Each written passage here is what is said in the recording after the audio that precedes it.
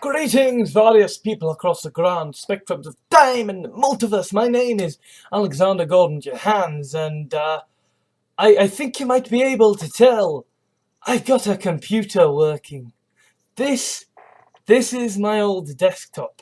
Um, in fact, this is the very same desktop that I was using up until like Christmas, New Year's, when I was gonna transfer over to the laptop and be like, okay, I am now on the move and ready to go wherever adventure takes me.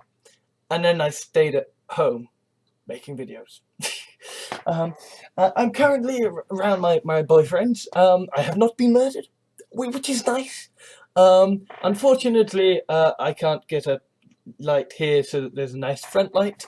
But I have to say, uh, this is the first time I have really looked at myself in high def quality in quite a while, and I'm liking what I'm seeing.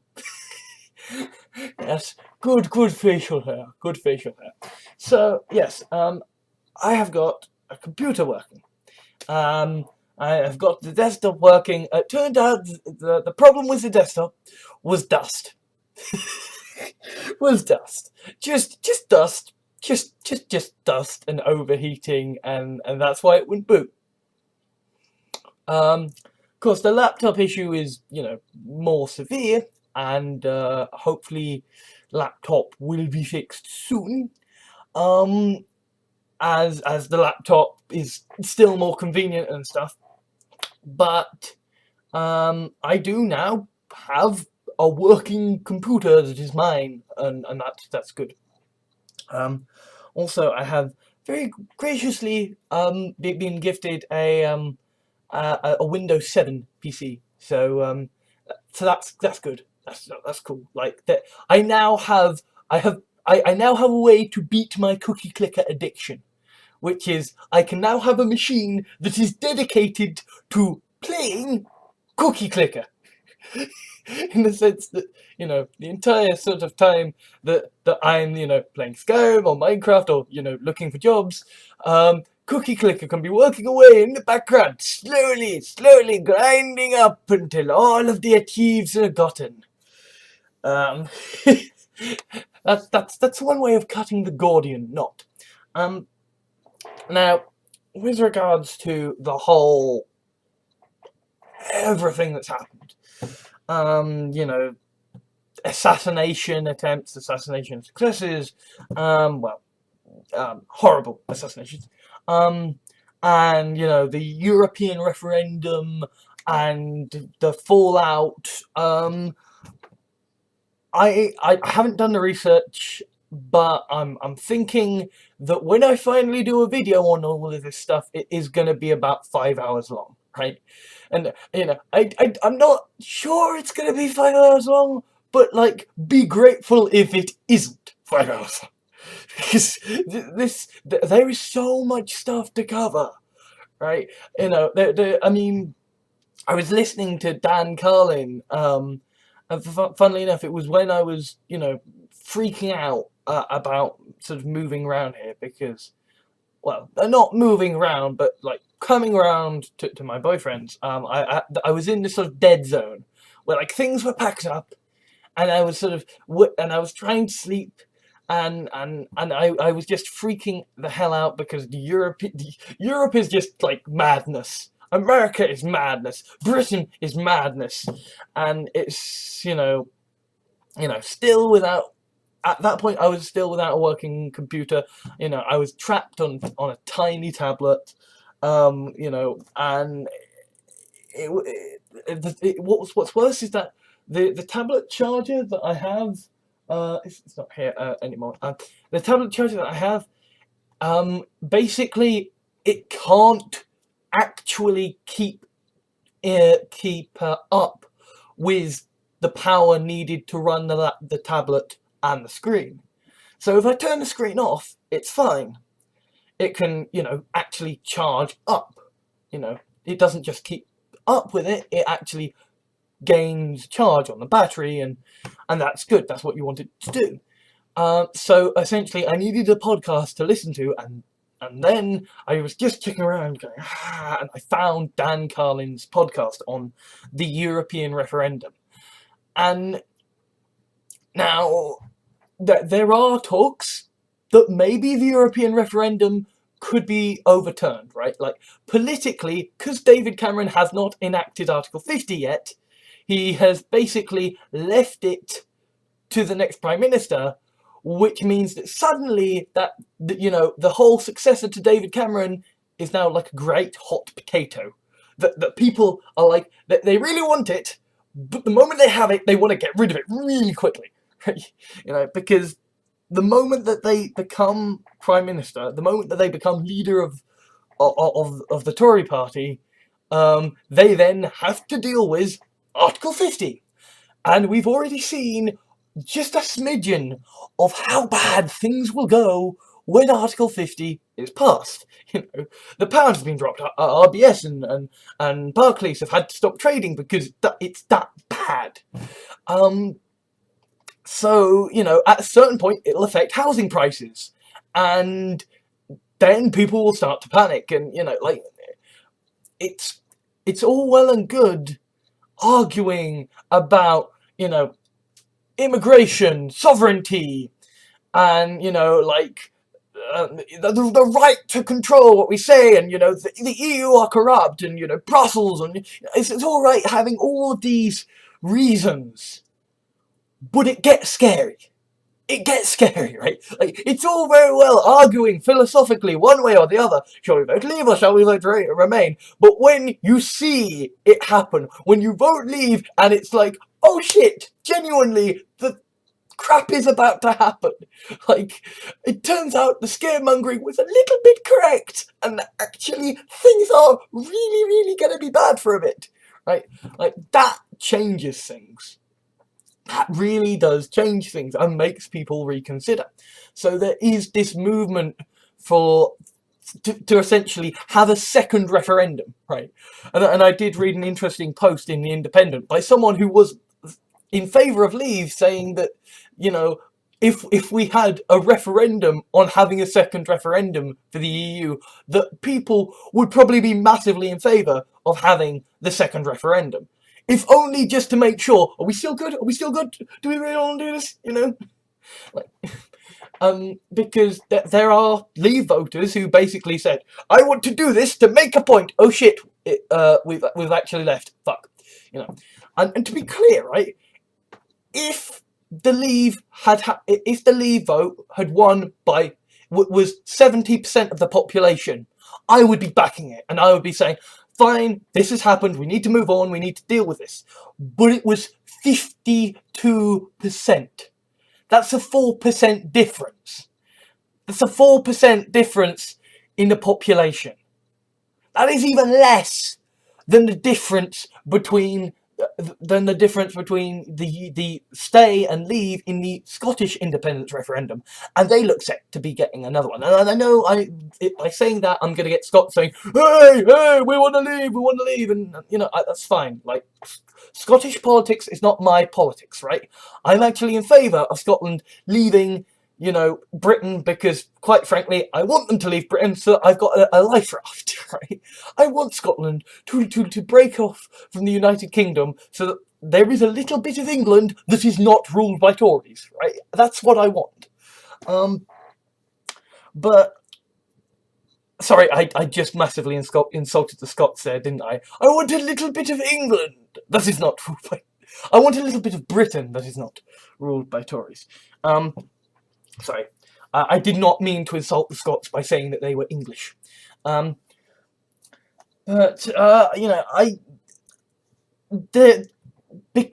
it was by such a slim majority,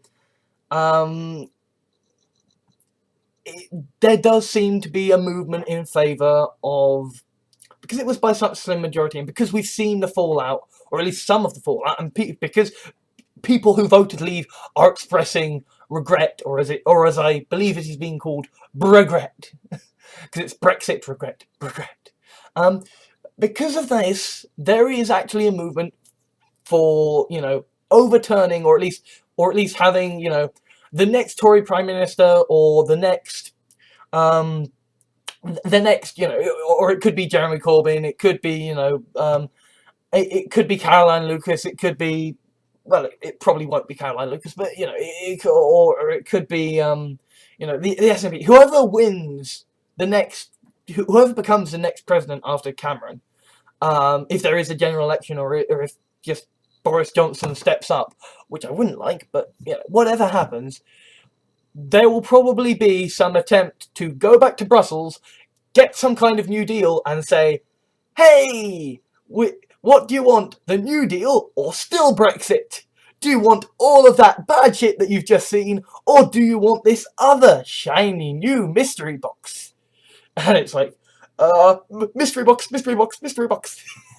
And I believe, I don't believe, I think that there was an article that Boris Johnson wrote saying that we should do a referendum to leave the European Union because that's the only way to negotiate with Europe. In other words, you've got to properly pull out before you can go back in again on better terms. You've got to say, hey, I'm not kidding around. I'm not kidding around. You want to fuck with me? You want to fuck with me? Fine. And I'll walk. Oh, you wanna talk now? You wanna talk? Fine. We'll talk. So it's possible. It is possible that there could be some sort of, second referendum on the results of the first referendum of the European Union referendum. But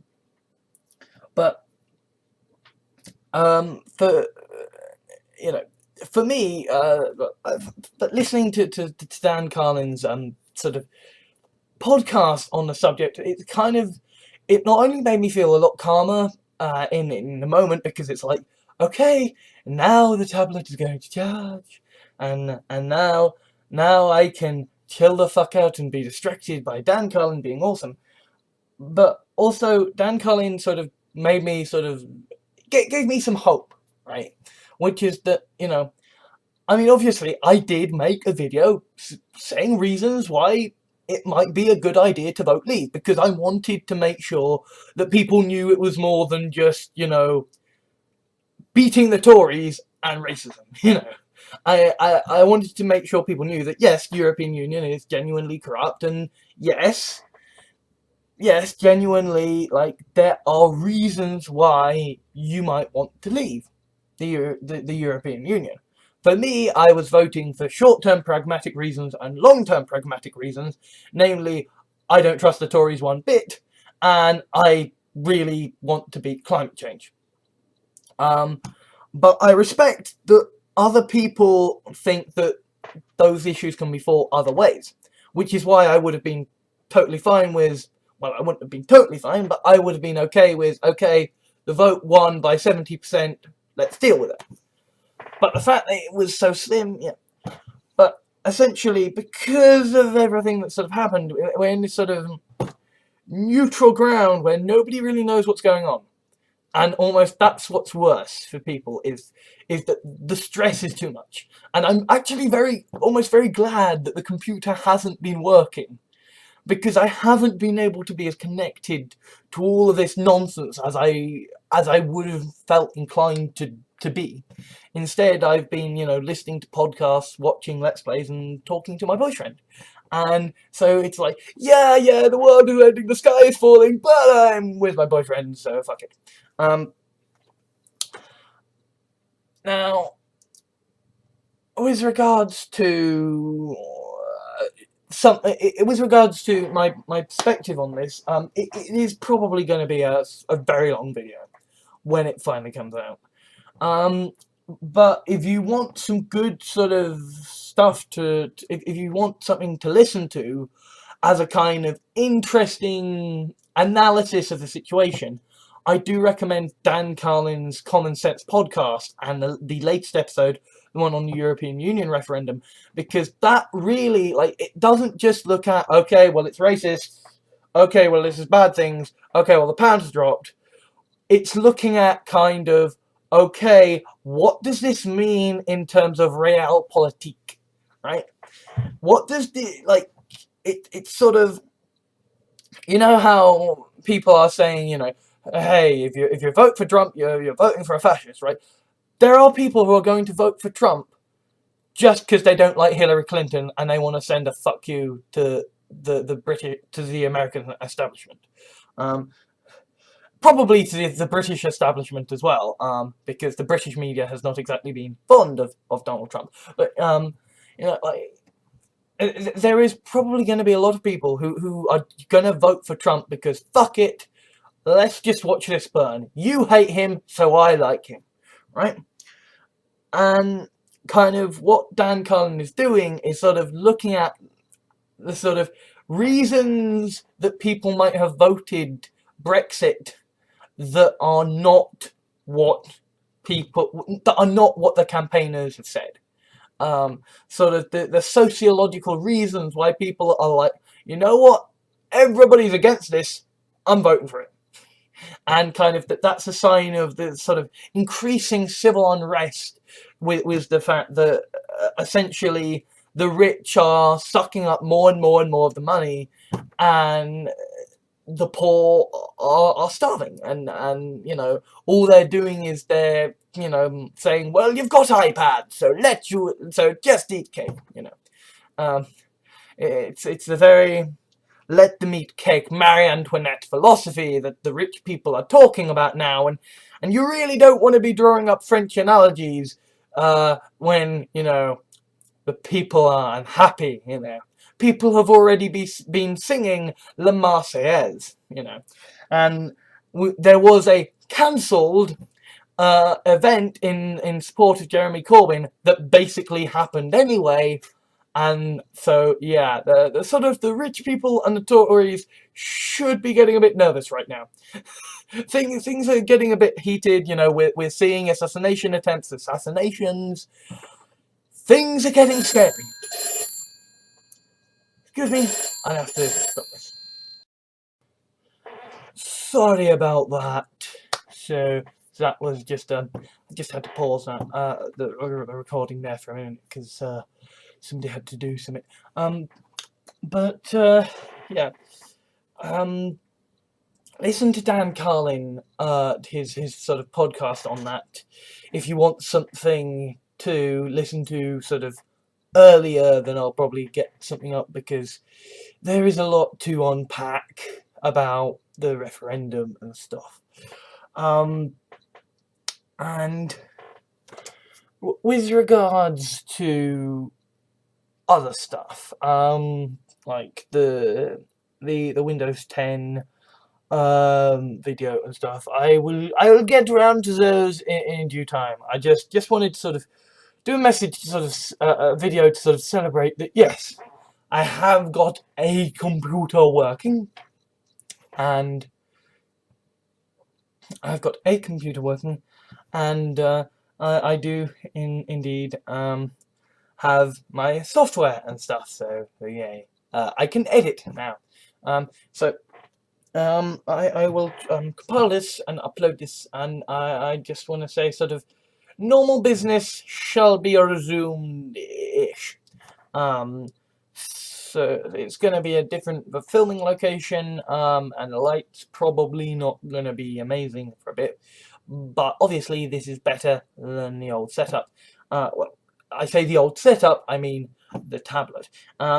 So yeah, I just yeah, see ya. Thank you to all my Patreons at patreon.com for helping to make videos like this possible. If you wish to leave a like or dislike to rate this video for my analytics, that would be much appreciated. Comments are always welcome, though do be aware that they will be moderated before being published, so please be civil. If you liked this video, please consider adding it to your favourites, sharing it to your friends, or subscribing. If you wish to help me out or my channels, please consider whitelisting my videos in your adblock software, subscribing for monthly donations through Patreon, or giving a small one-off donation. Alternatively, I have a Steam wishlist for games I would consider Let's Playing or streaming, so if you would like to see me broken before the Dark Souls altar, or just happen to have gotten a duplicate of a game in a humble bundle, then you know what to do. I also have an official Facebook fan page, Twitter account, Tumblr, Reddit and blog, so you can stay up to date with all of my videos, blog articles and the things I care about. Links are in the video description. Thank you for taking the time to watch this video. I think all that now needs to be said is ban all guns, institute universal basic income now, and ensure government is elected by proportional representation. Thank you.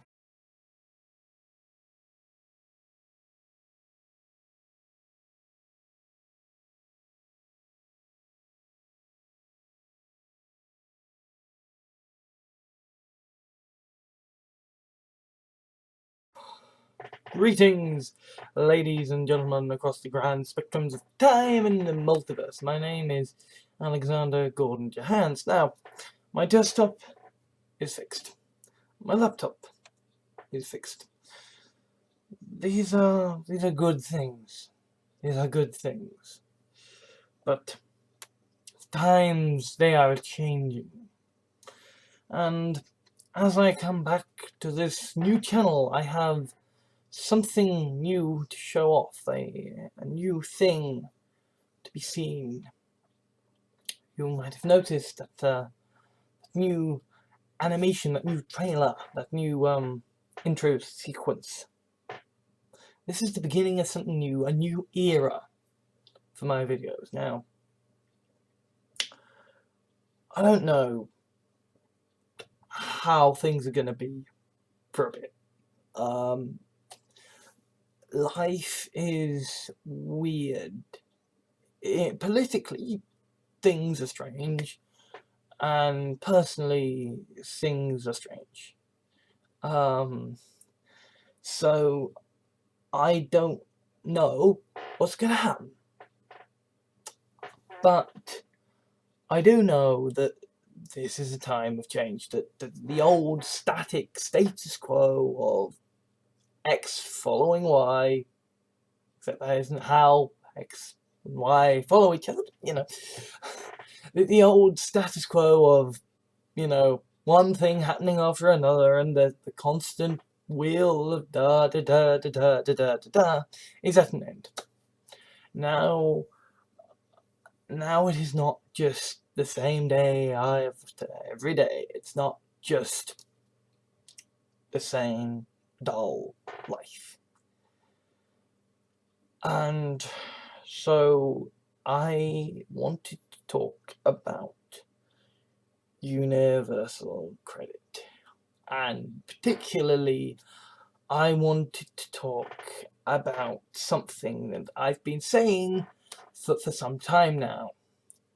It's going to take a while for these changes to pass across to various platforms, possibly, probably, but basically, for some time now, the refrain that you would get from me when, you know, people would presume I was a liberal or a liberal or a socialist or a communist, or was that I was a regulated capitalist, right? You know, I am a regulated capitalist. What are you talking about? You know, and the thing is that I meant it. At the time, I genuinely was a regulated capitalist, you know, in the sense that in the olden days, there was feudalism, and feudalism was you did what the person who was higher up than you said, because if you didn't, then by God, they would beat you, or worse. You know, you did as you were told, because if you didn't, there would be consequences. And then capitalism came along, and essentially the way it worked was that people who had stuff could pay other people for goods or services, and so the economy was born. And so instead of, you know, haggling for things, instead of people doing things in exchange for other things, with the expectation or whatever, instead of, haggling and saying, yes, I would like to trade this glass of juice for this set of headphones or whatever. Obviously, fairly certain that neither of these things would have existed back in the day. You instead had money. You instead had something in between, and so the idea is that this squash would be worth, say, 3 gold septims, and then, these would be worth, say, 20 gold septims, and that way things worked. And that way you had capital, this unit of exchange, and this is how things worked. This is how things worked for a long, long time. And I am genuinely of the opinion that there was a time when capitalism, if it was regulated, was a good thing. Genuinely I am, and I know that sets me at odds with communists and with socialists and others on the left. But I'm not a regulated capitalist anymore.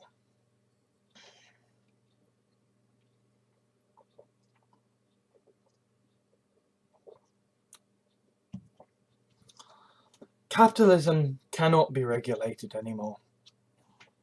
Capitalism could be regulated when there was a limited supply of goods. Capitalism could be regulated when there was scarcity. When there was a limited supply of goods and there was a limited supply of ways in which the goods could be made. That is no longer the case. That has not been the case for some time now, but I believe we are fast approaching a tipping point, and that we may even have crossed that tipping point whereby things are going to very swiftly render the jobs and scarcity as a means by which we govern and determine society as a ridiculous concept. For me, I think that capitalism, even regulated capitalism, makes no sense because regulated capitalism is the idea that capitalism as a system of trade to facilitate goods and services, capitalism believes that that's a good thing, that it can work. Regulated capitalism says that regulation can prevent that being exploited, can prevent a small amount of people having it. The problem is that it doesn't matter whether you're talking about capitalism or socialism or communism, so long as the means of production are what society is run on, so long as scarcity is how society is governed and how society is derived, then capitalism or whatever system that you want to think about using can't work. And the fact that the motto of the socialists and the communists is seize the means of production shows that they are just as bad as the capitalists at this point. And I realise that I'm saying that, and that's going to cause me to lose a lot of friends. But the fact is that we are at a point where the distribution of goods and services cannot be through capitalism. It cannot be through any system that is fundamentally driven by centralization. Okay, and I realised that there are many different kinds of socialism and of many different kinds of socialism and communism. But the point is that I am a fan of regulated capitalism.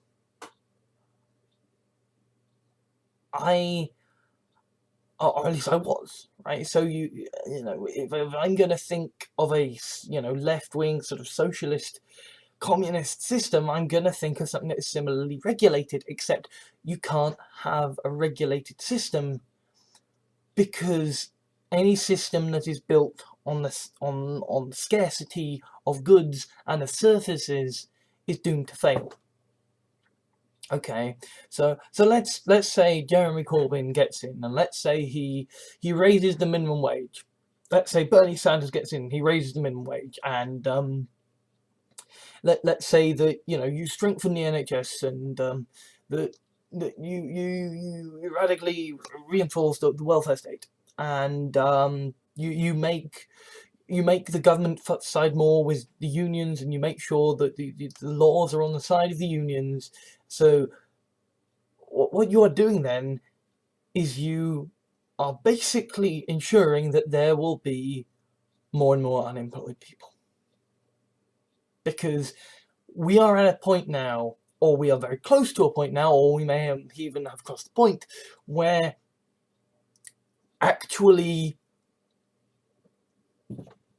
the capitalists, the people who are anti-trade union laws, who are anti-regulation, sort of rather frustratingly have a point. A person cannot compete with a robot. The problem is not that you increase the minimum wage and people, and therefore the company goes bust, and therefore people can't get jobs. The problem is that you raise minimum wage and the company then says, okay, we're going to buy robots, and they don't go bust because they've just drastically reduced their overheads. The problem is that we are approaching a society that can get rid of jobs without having society be affected. The problem is that we are living in a world now where half the people between the ages of 19 and 24 don't have jobs, and that's okay. That's okay.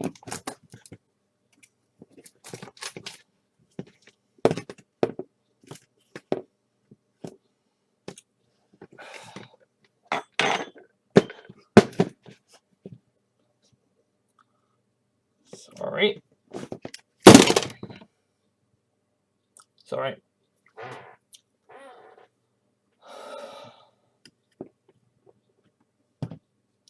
Point is that we are living in an age now where if you strengthen union laws, all that's going to happen is companies are going to hire robots, are going to buy robots, are going to rent them out, and it's going to be cheaper than getting a person. Because the robots don't have to be better than people. They just have to be on the same level of competency as enough people that they can make replacing them worth it financially. And then at that point you have more and more unemployed people, and at that point the economy starts to suffer as you have more and more people without the ability to contribute to society.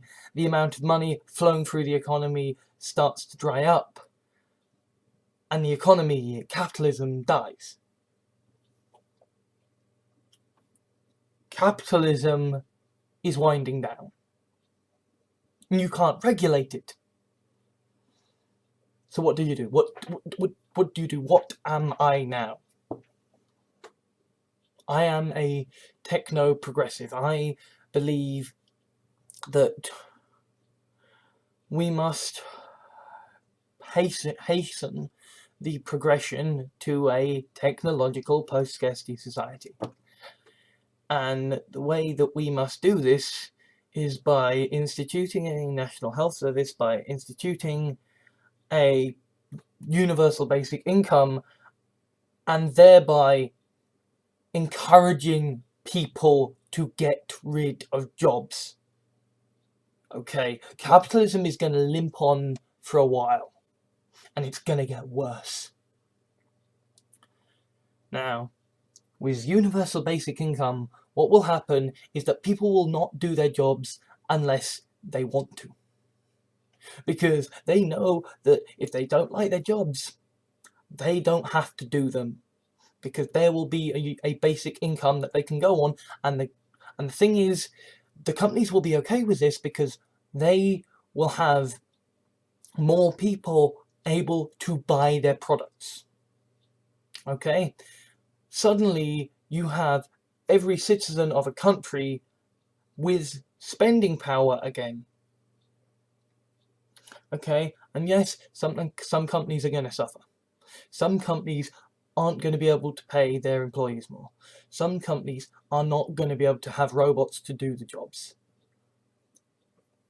And so that's why you're going to have governments willing to step up and, encourage and help certain areas out, certain key areas for society to function out. But essentially, if you institute a universal basic income, that is an income that is good enough to live on to everyone, I mean, of course, it'll be taking that back in tax from those who can afford to pay tax, but if you institute universal basic income, then people who are doing shitty jobs will leave them. People who are doing shitty jobs and are being mistreated because there are tons of other people who will do shitty jobs now are being given an incentive to stay on, because if they don't, then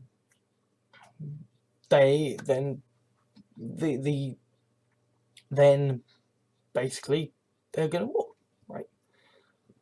If you institute universal basic income, and either you are going to have companies paying for robots to replace stuff, or you are going to have companies, and when I say robots, I mean even things like algorithms, automation. I don't mean AI. We're going to have companies using automation to get rid of jobs, and if they can't get rid of jobs, they're going to be paying people better. Or you're going to have more people working because they want to work, right? And so essentially what we are going to see is a great leveling of the playing field, right? At the moment, the well-paying jobs are the jobs that people want to do, because very few people can actually do them, and very few people are actually in a position where they are able to do them because there are so few of those jobs.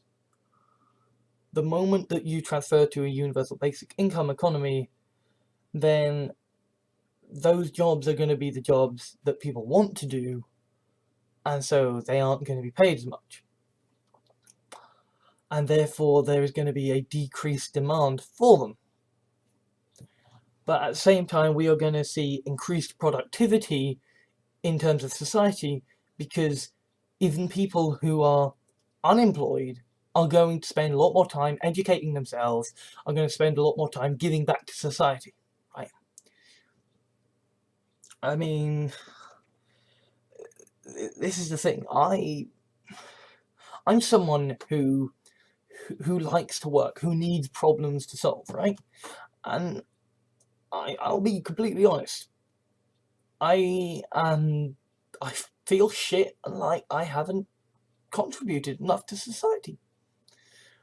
And yet I know people who are in a position where they because of mental illnesses that they have had, they haven't been able to finish GCSEs, never mind college and university, and they have incomes and they give back to society through giving their free time to help other people and provide a service that at the moment AI currently cannot do.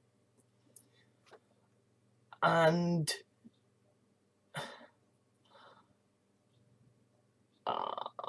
I'm no longer a regulated capitalist because of this, and I am more hopeful because essentially of this change. I think that in the long term, capitalism is going to die, and in the long term, that's going to be a good thing because there is going to be some sort of post-scarcity distribution system in place, whether that distribution system is decentralized independent networks of people who are, working among themselves, or if it's going to be, individual home devices that people can sort of download content and whatever, or whether it's going to be some sort of centralized governmental network. I don't know what the future's going to look like. But I know capitalism is going to die. And I know now that actually what I want is, as a former regulated capitalist, as someone on the left wing of the spectrum, and as someone who is interested in technology and in sci-fi, is I want capitalism to be allowed to die quickly. I want capitalism to be given the support and care that it needs to escalate quickly the technological development trees to a point where it is entirely functionally redundant and it no longer can at all function in society. And that's my perspective. Universal credit as a system for kind of benefits based on your ability to look for work is ridiculous in that light, and it's even more ridiculous based on the fact that it's not judging your ability to look for work, it's judging your ability to spend 35 hours each week looking for work. Right, like, I can problematize a thing, right? I can figure out the solution to a problem, and I can brute force my way around a problem, but I can't brute force my way around time. There is no way that effort solves time. There is no way that I can work harder to make time run faster. In fact, having a time-based system for distributing benefits is a system that is rewarding lethargy, is a system that is rewarding inefficiencies, right? It's all very well telling people that they must be efficient and careful with their time, but if they are paid by the hour, if they are paid in terms of 35 hours a week, then they are going to work to the hour. They are going to work to meet the time, not to meet the other factors, because the other factors aren't qualified. It's not 35 hours a week and so many, checking for jobs, so many, CVs written, so many cover letters written, so many, so much research done. No. Instead, it's just time. Just time. It's a dumb system. It's a system that is designed to have ambiguity within it so that they can so that they can say that they have a fair system, whilst at the same time training their staff to be unfair. And, you know, when I went into Universal Credit, the person I saw was very honest about the sanctions and about the fact that they have targets to meet, and if they don't meet the targets, there are consequences. I'm not remaining on that fucking system. So things are complicated at the moment. Things are weird at the moment for me personally. And the European referendum is continuing to roll the fuck on. But I just wanted to say, this is a brave new world that we are living in. This is a world where capitalism is dying. This is a world where nothing really makes sense anymore. This is a world where I have a boyfriend. This is a world where I am no longer a regulated capitalist, but I am in fact a techno-progressive. Good evening, everyone. I am Alex Johans, and you have been very, very welcome. Thank you for the dislikes. Thank you to all my Patreons at patreon.com for helping to make videos like this possible. If you wish to leave a like or dislike to rate this video for my analytics, that would be much appreciated. Comments are always welcome, though do be aware that they will be moderated before being published, so please be civil. If you liked this video, please consider adding it to your favourites, sharing it to your friends, or subscribing.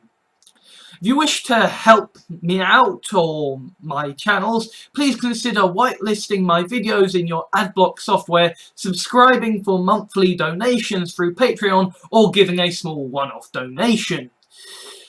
Alternatively, I have a Steam wishlist for games I would consider let's playing or streaming, so if you would like to see me broken before the Dark Souls altar, or just happen to have gotten a duplicate of a game in a humble bundle, then you know what to do. I also have an official Facebook fan page, Twitter account, Tumblr, Reddit and blog, so you can stay up to date with all of my videos, blog articles and the things I care about. Links are in the video description. Thank you for taking the time to watch this video. I think all that now needs to be said is ban all guns, institute universal basic income now, and ensure government is elected by proportional representation. Thank you.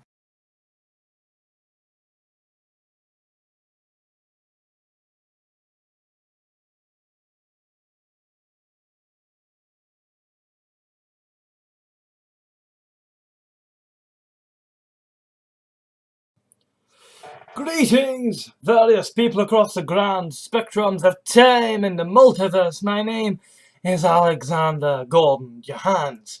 Now, I am going to be controversially saying some nice things about Donald Trump today as I catch up on news stories that I've missed. So, since I know that some people are confused, I want to reiterate that the video that I will link to in the video description about Donald Trump and how his supporters are generally a bunch of racist fuckwits.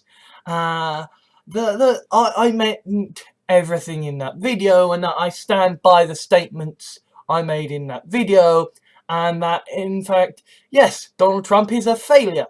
He has consistently lied and failed and bankrupted companies time and time and time again, and he is, you know, currently being tried because of his Trump University scam.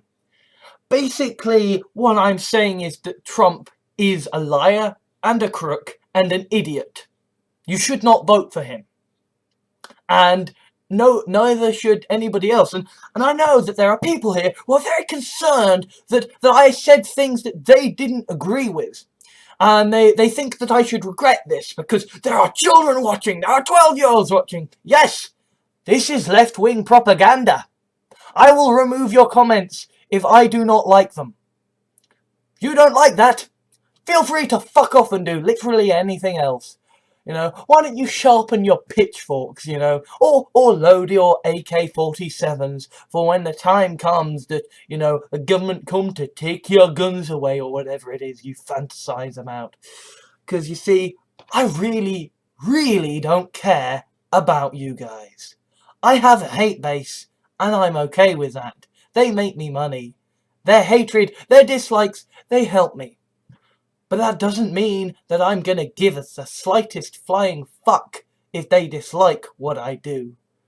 I will relish the way their dislikes and desire to destroy me makes my channel grow, but I will never, not for 1 second, not for one tiniest plank instant, ever give a shit that someone who thinks that Trump is a good guy, that someone who is a member of my hate base has a problem with one of my videos.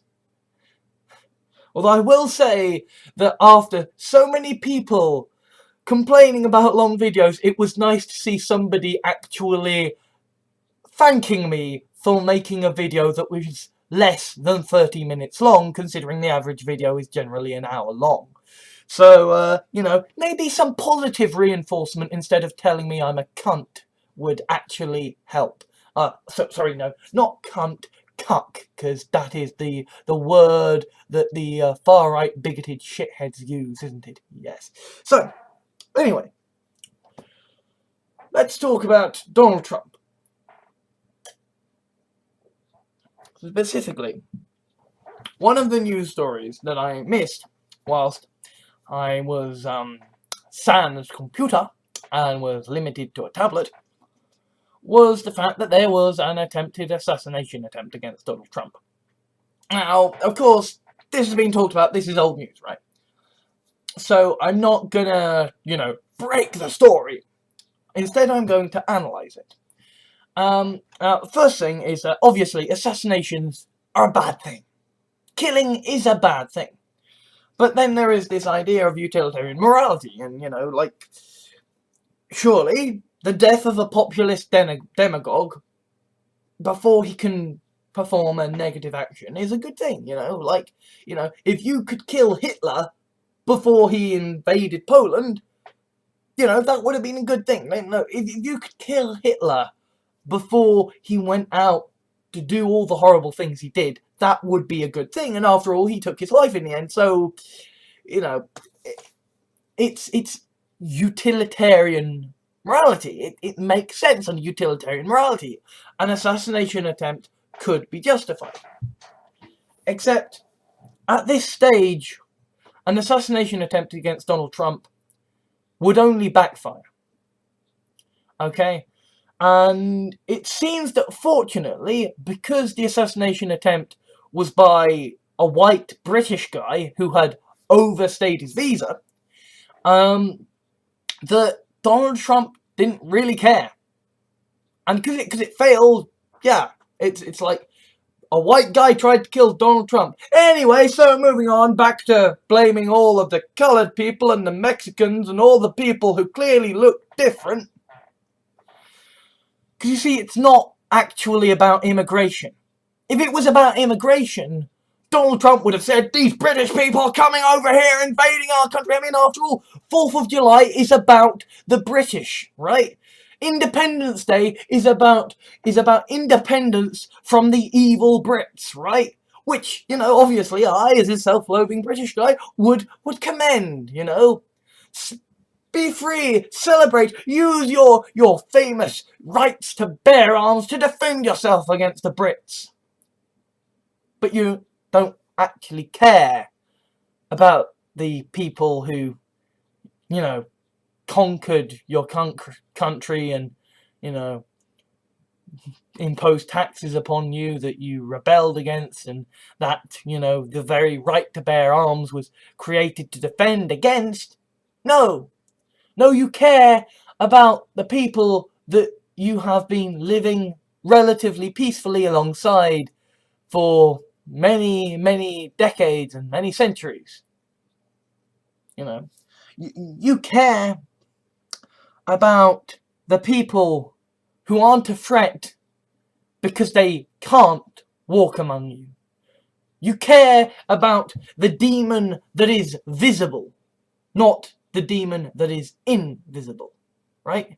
Because this isn't about immigration. This isn't about the fact that genuinely there are less and less jobs, and that jobs are being outsourced, and that labour is having less value in the world, and that people's lives are being affected, and that the welfare state is being stripped away. It's not about any of that.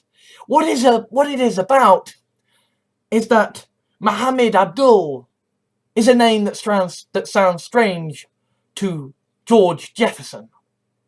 It is about the fact that someone with brown skin looks strange to someone with white skin. It is about the fact that an enemy you can see is a much easier scapegoat than an enemy you can't see. It is about the fact that the problems of the world are caused by white men. And Donald Trump doesn't want you to think that the problems of the world could be caused by white men. So instead, he talks about how, you see, it's those refugees, those refugees. Yes, it's about all these Mexicans who are coming over here, taking our jobs. He talks about the other. He doesn't talk about immigration. He doesn't talk about something that is actually a little bit of an issue in terms of left-wing politics. Instead, he talks about scaremongering. He talks about raising racial tensions. He talks to a base of bigots and cunts. He talks to the people who use cuck as an insult. It's not a dog whistle. A dog whistle is only heard by dogs. This is a full-on wolf howl. Everyone can fucking hear that. You assassinate Donald Trump. Right now, you aren't solving anything. Because right now, all of the wolves all across America are howling. Okay? And what do we learn from history? We learn that every single time you try to kill someone who stands for an idea that you don't like, it ends badly. Right? Lenin, Trotsky, Jesus Christ. Anytime you kill someone who represents an ideology that you don't like, thinking that it's going to put a stop to it, then it will overtake you. And their followers will continue to linger on because, damn it, he died before he could enact his plan, so we will enact it for him. Hitler had to take his own life. If any other person had killed Hitler, then there would still be people going, well, Hitler was right, he was just stopped before he could enact it. But instead, Hitler himself realized he had failed and ended his own life to spare himself pain at the hands of the Allies. That's the thing. Bigotry and xenophobia and racism, it doesn't work. It just doesn't work. It doesn't make sense. It's not about left-wing or right-wing. It is not about morality. It is about logic. Okay? If you go around ostracizing people and demonizing them and saying that people who look different are worse, then that works to distract people from problems that lie unseen, but those problems need to be dealt with. Those problems might benefit you personally, but they do not benefit society. Those problems will fester away and they will destroy society. They will cause untold suffering. They will make the economy worse. They will make lives worse. It is not a case of left-wing or right-wing or morality. It is a case of logic. It is a case of cold, hard rationality that you do not demonize. You do not say that all the immigrants are a problem. You do not say all of the black people are a problem. You single out and you call out specific things that cause problems in specific areas. You do not blanket demonize. You do not demonize at all. You do not prejudge. You judge based on actions, not based on the colour of a person's skin, the country in which they were born, genitals with which they were born. Judge someone based on what they do and on what they have done and what they are likely to do because of what they have done.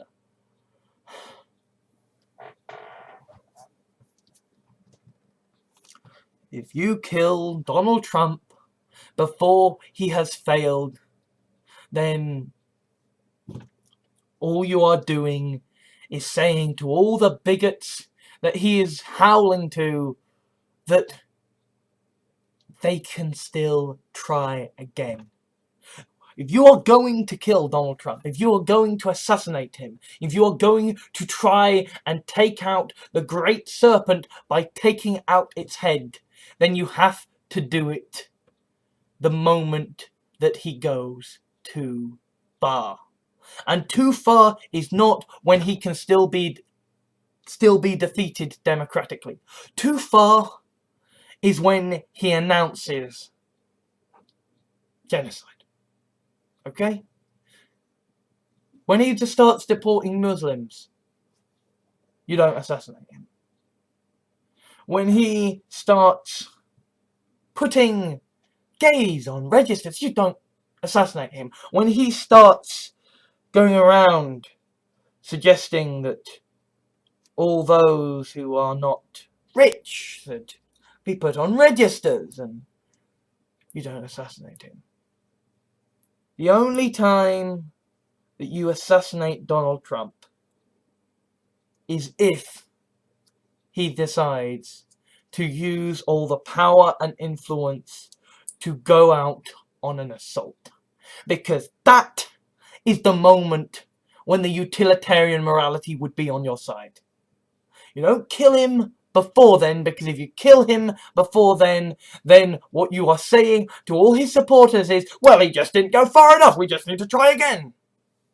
But if you kill him the moment that he is like, we will now enact the final solution, open the gas ovens, then if you take him out, what happens is that you are showing that actions like that will be stopped. It's like trolls. You can't just block them completely. You have to give them a bit of ground. You have to let them have their dislikes. You have to do approved comments only and let through the occasional "you should kill yourself." You have to let them have a sense of victory and a sense of hope, and then squash it when it goes too far.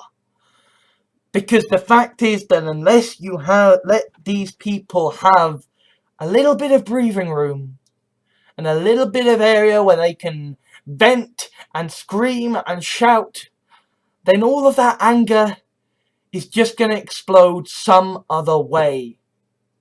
If you let them vent it in a peaceful, controllable manner, then it's not going to do anyone any harm. You are going to stop this through violent means, then you stop it the moment that they decide to enact violent means. If they assassinate Donald Trump, if they assassinate Bernie Sanders, for example, if Donald Trump supporters assassinated Bernie Sanders, or they assassinated Hillary Clinton, whoever was the Democratic nomination, then it would be time. But not before. Because It's like the nuclear weapons, right? You know, they are a deterrent. You use them once one has been used against you. Preferably, you use it before it is actually being used against you.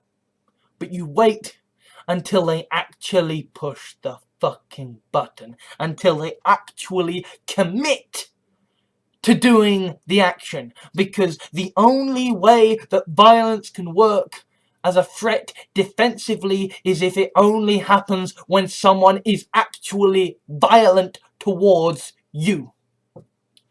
If you try to assassinate someone whose opinions that you don't agree with when they have not harmed you, then all you are doing is saying to all the people who agree with them that they need to take you out first because you are a danger. If you say that, if you show them that we can live in peace up to the point that you decide to be violent, then you are showing that, hey, we can be peaceful, but there is a line. Don't cross it.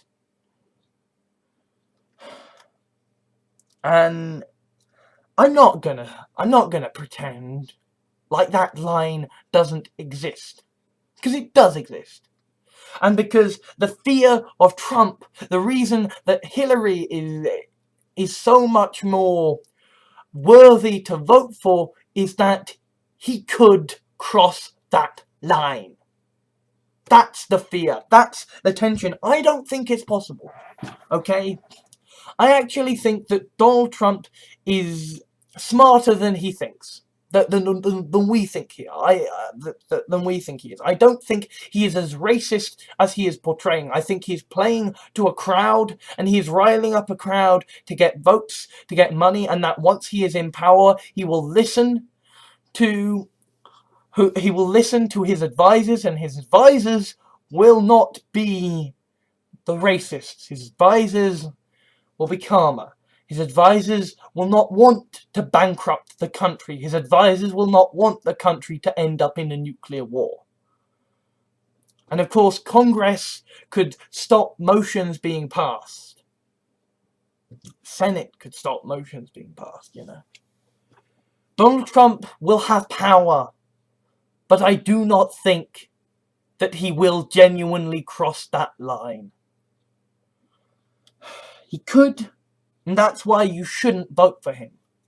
But I don't think he will cross that line. I think that Donald Trump isn't really as racist as everybody says he is, and certainly not as racist as his supporters want him to be.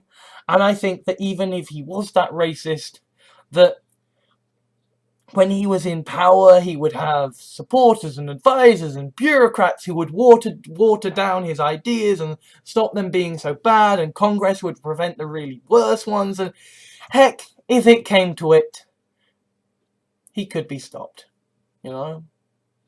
There's still Russia. There's still China.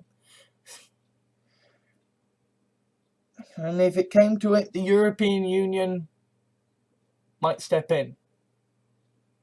And if you think that it would be America alone against everybody else, then you don't really realize just how fractured your country of America is.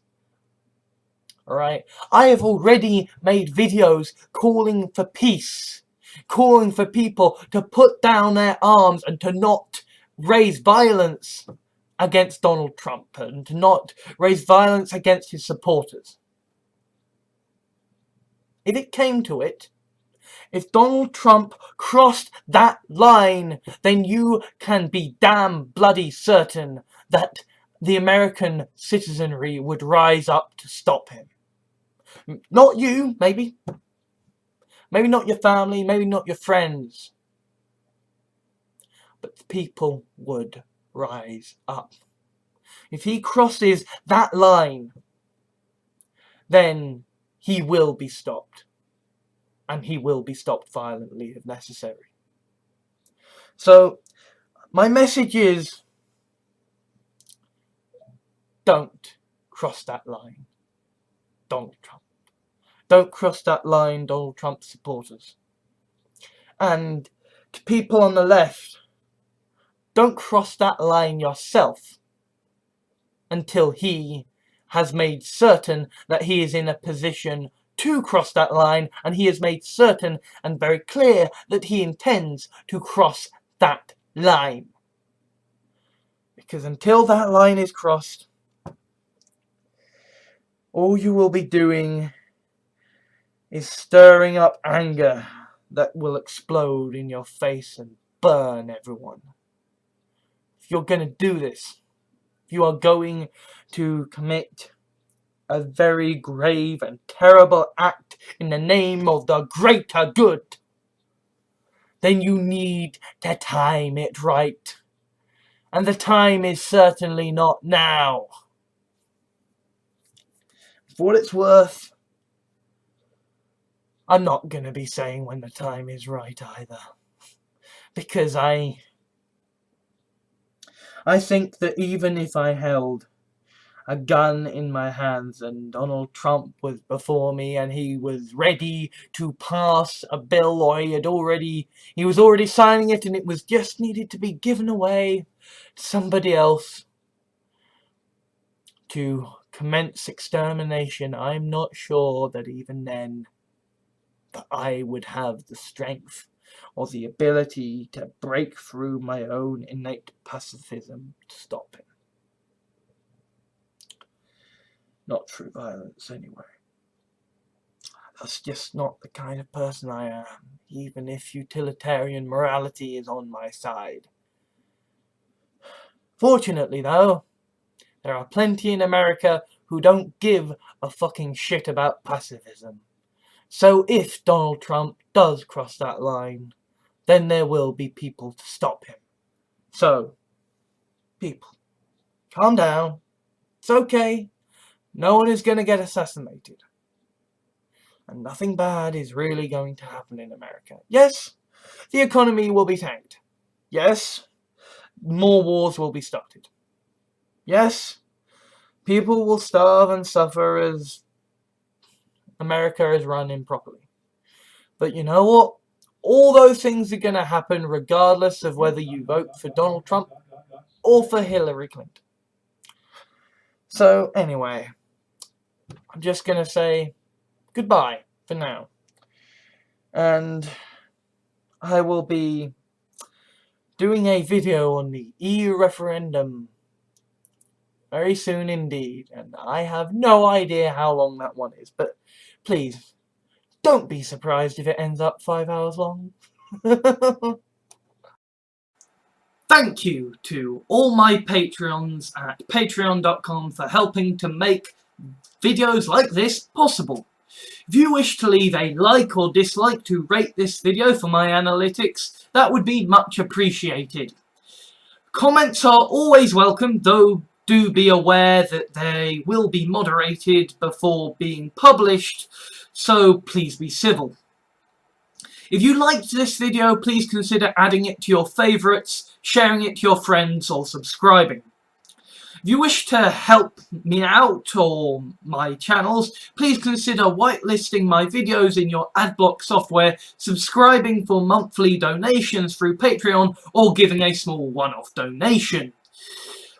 Alternatively, I have a Steam wishlist for games I would consider let's playing or streaming, so if you would like to see me broken before the Dark Souls altar, or just happen to have gotten a duplicate of a game in a humble bundle, then you know what to do.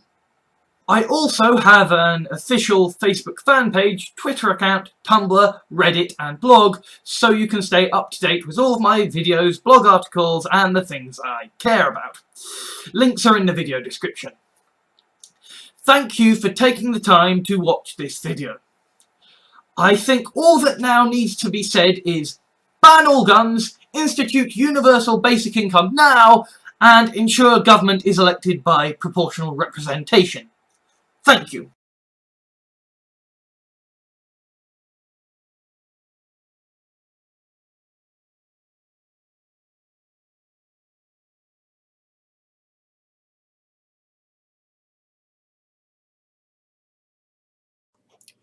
Greetings, various people across the grand spectrums of time and the multiverse. My name is Alexander Gordon Johans, and I am just making a quick, short video because some black people have killed some police officers in America. I don't know the full details, but frankly, I don't need to. This has been a long time coming. Now, obviously, I'm anti any killing. I think all killing is bad. Killing is a bad thing. Don't kill, right? But as said, black people have been mowed down consistently by the American police force. The American police force have been consistently mistreating and abusing and murdering the black community for bullshit reasons. They have been doing it non-stop, continually. And the black people said, hey, can you not kill us? Could you not kill us? You know, our lives matter. And you know what? The American society responded with, all lives matter. All lives matter. We're going to ignore you. La, la, la. People are dying and we don't care. La, la, la, la, la, la. So they're getting pissed. They're getting really, really pissed because their wives and their husbands and their sons and their daughters are out there dying to racism. To systematic racism. Because you know what the police are? The police protect and serve. The police are the very epitome of regulation in a regulated capitalist society. The police are what you rely on. The police are who protect you. The police are why you can ban guns. So long as the police are unreliable, people are going to want their guns. But now the police have made themselves the enemy. Now the police have been mowing down black person after black person after black person and showing that nothing will really happen to them if they do. They get less consequences than a fucking rapist, right?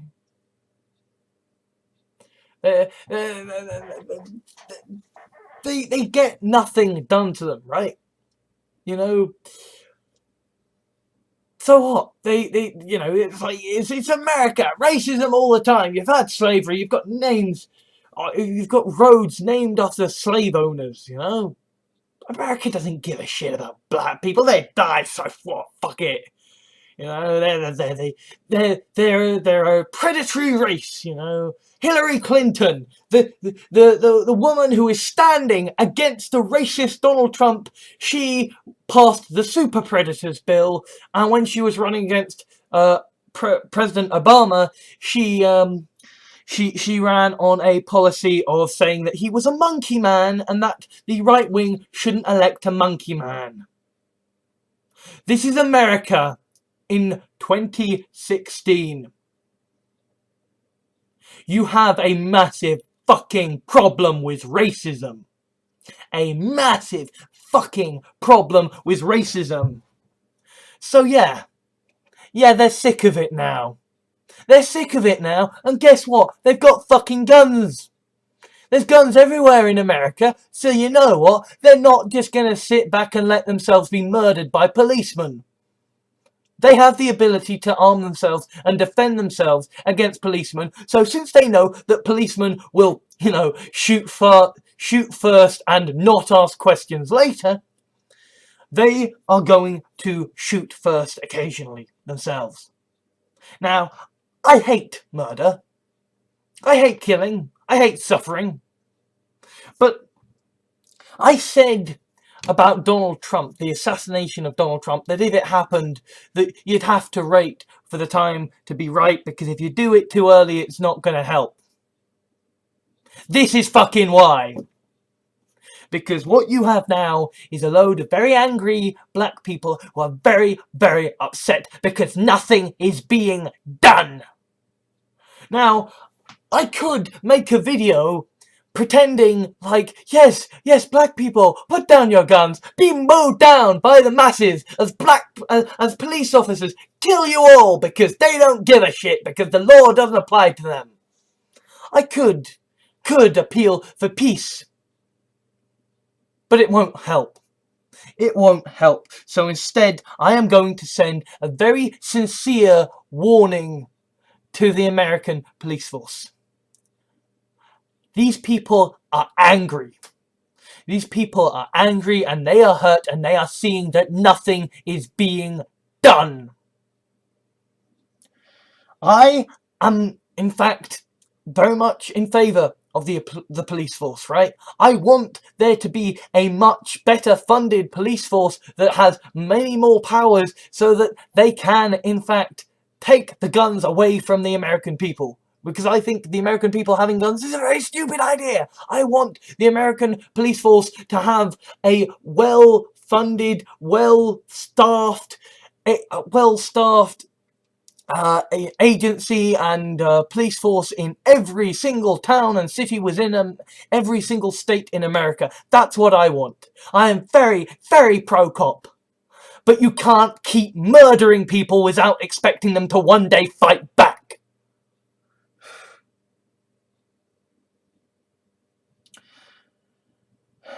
Except, of course, now you've got the fucking military knockoff hardware, haven't you?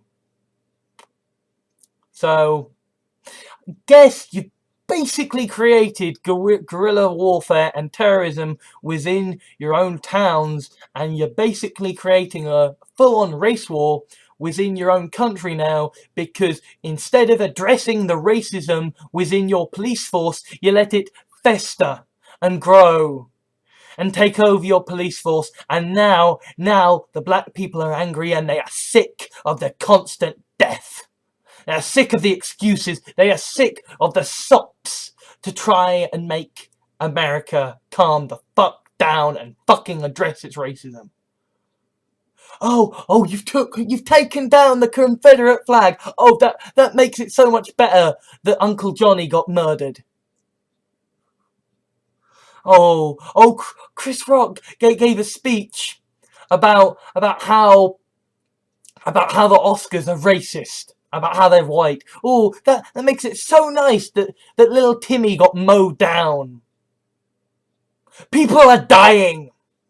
People are dying, and what is the police force doing? They're complaining that they're being targeted. They're complaining that the people that they persecute and that they murder, the people that they lock up time and time and time again for bullshit reasons. Damn it, we all know that white people smoke as much as black people.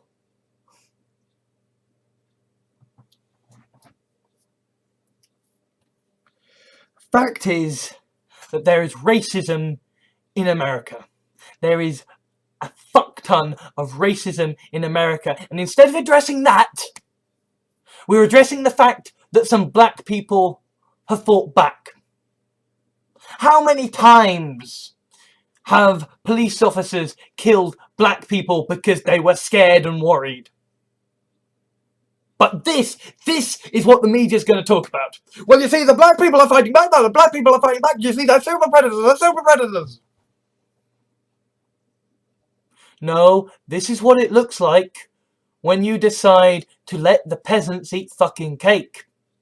This is what it looks like when you decide to leave people to starve and to die. This is what it looks like when you commit systematic genocide and oppression against people within your own communities.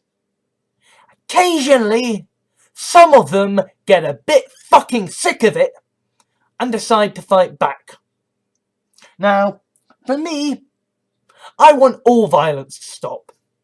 All violence. But if I'm rating the tally of crimes committed by black people in America and the crimes committed by cops against black people, then you see that there's a lot more crimes committed by cops against black people than there is black people against cops. So, if it comes to, you know, the utilitarian morality here, I think the underdogs are the black people in this instance. Okay? Now, I don't know the specifics about what this entailed. For all I know, this was genuinely a bunch of racist, genocidal, fuckwit dickheads, right? For all I know, this was a bunch of, you know, full-on Black Panthers who had, you know, drunk the Kool-Aid far too much and said, we need to exterminate all whites. It's entirely possible. That doesn't mean that killing black people is right. It doesn't mean that you should condemn black people for the actions of a minority. And that doesn't mean that the police force should not address the racism within their community. Because if you don't address the racism within the American police force, then this type of thing is only going to happen more. Because you're scaring people. Because you're wrecking lives, you're making people suffer. So they're going to fight back. And that might be an offensive thing to say, to point out. How dare you point out the elephant in the room? How dare you say that you can't just let people die? How dare you point out that if people are being murdered time and time and time again, that occasionally they're gonna want to fight back? But that's the way it is. If you murder people, if you systematically oppress them, then some of them will take the fight to you. Some of them will succeed in killing you, and some of them might actually make you feel one fucking eighth, one fucking iota, one single plank instance of the amount of suffering that they themselves have suffered, and their community has suffered because of the actions of policemen in America who are racist. This is not a condemnation of the police force in America. This is not a condemnation of the police force in general. I am very pro-police, but you have a problem in America with racism, and that needs to be addressed. Because this killing now, that's only going to continue if you don't address the racism. Except you're not gonna. Because instead, you're going to use this as an excuse to pass even more racist legislation. This makes me angry. This makes me sick.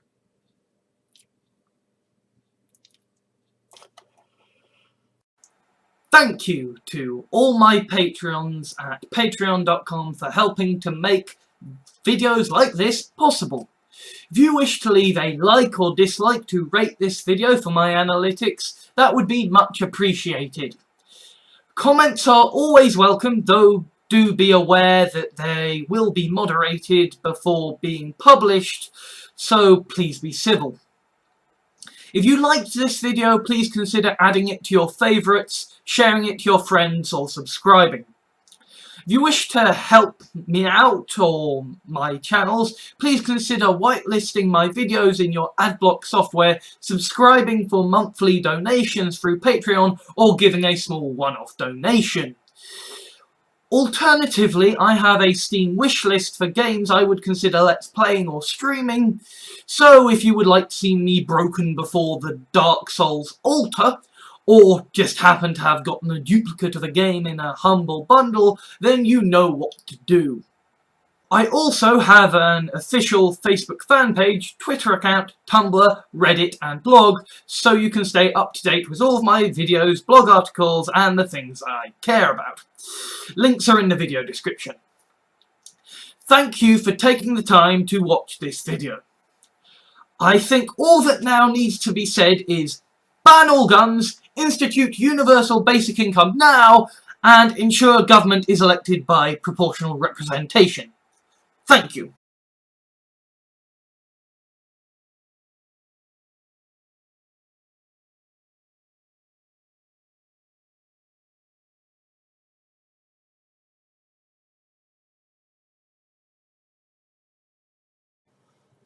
Greetings, various people across the grand spectrums of time and the multiverse. My name is Alexander Gordon Johansson. Today I am going to be talking about the mess that is the European Union referendum.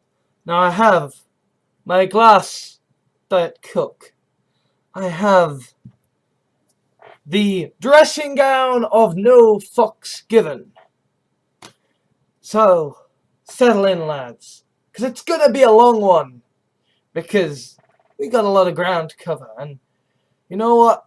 I got this light glaring in my eye, so it's time to be serious. Time to put on the sunglasses of justice. Yeah! sorry. Uh, so, yes, European Union referendum. So let's wind things back a bit. Bit of Diet Coke. Ah, yes. So, European Union referendum. Now, obviously, we need to start with UKIP.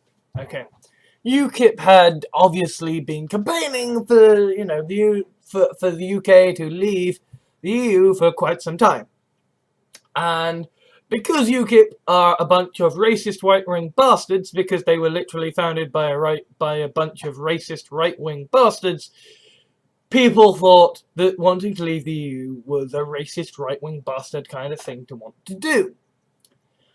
But when the Scottish referendum happened and that ended with staying in the Union, people started to wake up to politics. They started to embrace the power that they had. And then the general election happened, and people really started to embrace the power that they had, because they suddenly realized, oh shit, the government that is now ruling us was elected by a clear minority of the population, as in the majority of the population clearly did not vote for them, right? Like, the majority of they had the majority in terms of they were the largest party that was voted for. They were the party that got the largest number of votes, but still the majority of people did not vote for them. So there was an awakening of what the fuck. So and then you have Corbyn, right? Jeremy Corbyn, gets elected in the wake of this terrifying loss to the Conservatives. He charges through, is elected by a massive mandate, and it's like, holy shit, this can be done. This can be done. The establishment can crumble. We can use the votes against them. And then in America, you have Bernie Sanders and you have Donald Trump. You have a left-wing anti-establishment candidate and a right-wing anti-establishment candidate. Meanwhile, in Britain, you have the Scottish National Party, the Plaid Cymru, who is the Welsh National Party, and you have UKIP, who is, the kind of English National Party, and Britain First, kind of all aligning, saying, no, we need proportional representation. We need to have a method of this deciding government, a method of this democracy that is more democratic. And so you have more people voting, and people are more aware, they're more watching what's going on, they're tuning in for the first time, and it's like when your mum just starts to use Google for the first time, and she starts going, oh, what does this do? I wonder. I'm just going to push it and see what happens. You have a whole load of switched-on voters for the first time ever. The European Union referendum, and every side is scaremongering, right? The left and the right, in, out, everybody is saying, the other side, they're gonna kill you all, you can't vote for them, and meanwhile the other side is going, you can't vote for them, they're gonna kill you all, and it's bad, it's bad, it's terrifying, because you don't really know what's going on. I mean, I didn't know which way I was going to vote for a long time, right? I actually made a video saying left-wing reasons to want to leave the European Union because of the shit that happened with Greece, right? Because essentially Greece elected a left-wing government who went into power, who were elected into power and, you know, said, okay, European Union, we are going to fight against austerity. And then European Union said, no, you're going to enact austerity because otherwise we're going to fuck you even harder than we currently are. So, in that case, that is a clear case of the European Union saying, you know, your sovereignty, you know, your democratic will of the people, fuck that, right? So you have got something that is genuinely going to mobilize people on the left to want to vote out of the European Union. So it's not a surprise that Britain voted to leave the European Union. What's a surprise is the events surrounding it. What's a surprise is that it happened by such a small amount. If there was a massive majority one way or the other, then that would be expected. That would be fair enough. If there was a 70% majority, I could accept that. But there isn't a 70% majority. There's a 4% majority. So let's look at what has happened to make that 4% majority. Let's look at the events surrounding it, shall we?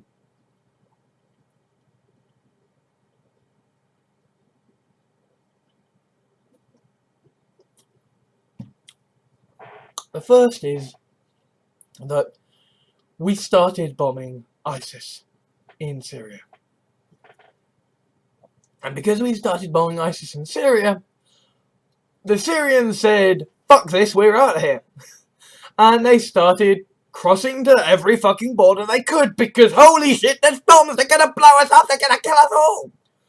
So they go and they make it across the sea, and, you know, many people die, but fuck it, there's bombs, you can't fucking outswim a bomb. So those that make it across, and they land on foreign shores, and they just want somewhere safe to live. Okay? They aren't here for the NHS, they aren't here for benefits, they know they need to work, they just don't want to be fucking bombed. So they come to Europe, they come to every different country, and of course countries struggle with immigration because, on the one hand, right, Europe pretty much got the way it is because we invaded everywhere. I mean, certainly, as an Englishman, right, like, we invaded, like, most of the world, right? At least half the world, we invaded and we colonized and we said, this is ours now, this is ours, we own it, right? Like, people think that America is white, right? People think that America is the home of the Americans, it's all white people. No, the reason it's full of white people is because English gits went over there, said, oh, this looks like a nice place, we're gonna settle down here, and we're gonna kill the local people, and then we're gonna, you know, call it America, right? The reason America is full of white, English-speaking Americans is because English people went over there and committed genocide. Right? That's on us, you know? The English created concentration camps. The English created concentration camps, and the English committed genocide against the Native Americans. Because, you know, that's... Americans, you think you're different from us, you think you had your revolution, but this is on us, right? Like, you're our offspring, you know? We fucked you up. We founded you on the premise of genocide and extermination and on racial hatred, right? That was us, you know, that was our fault.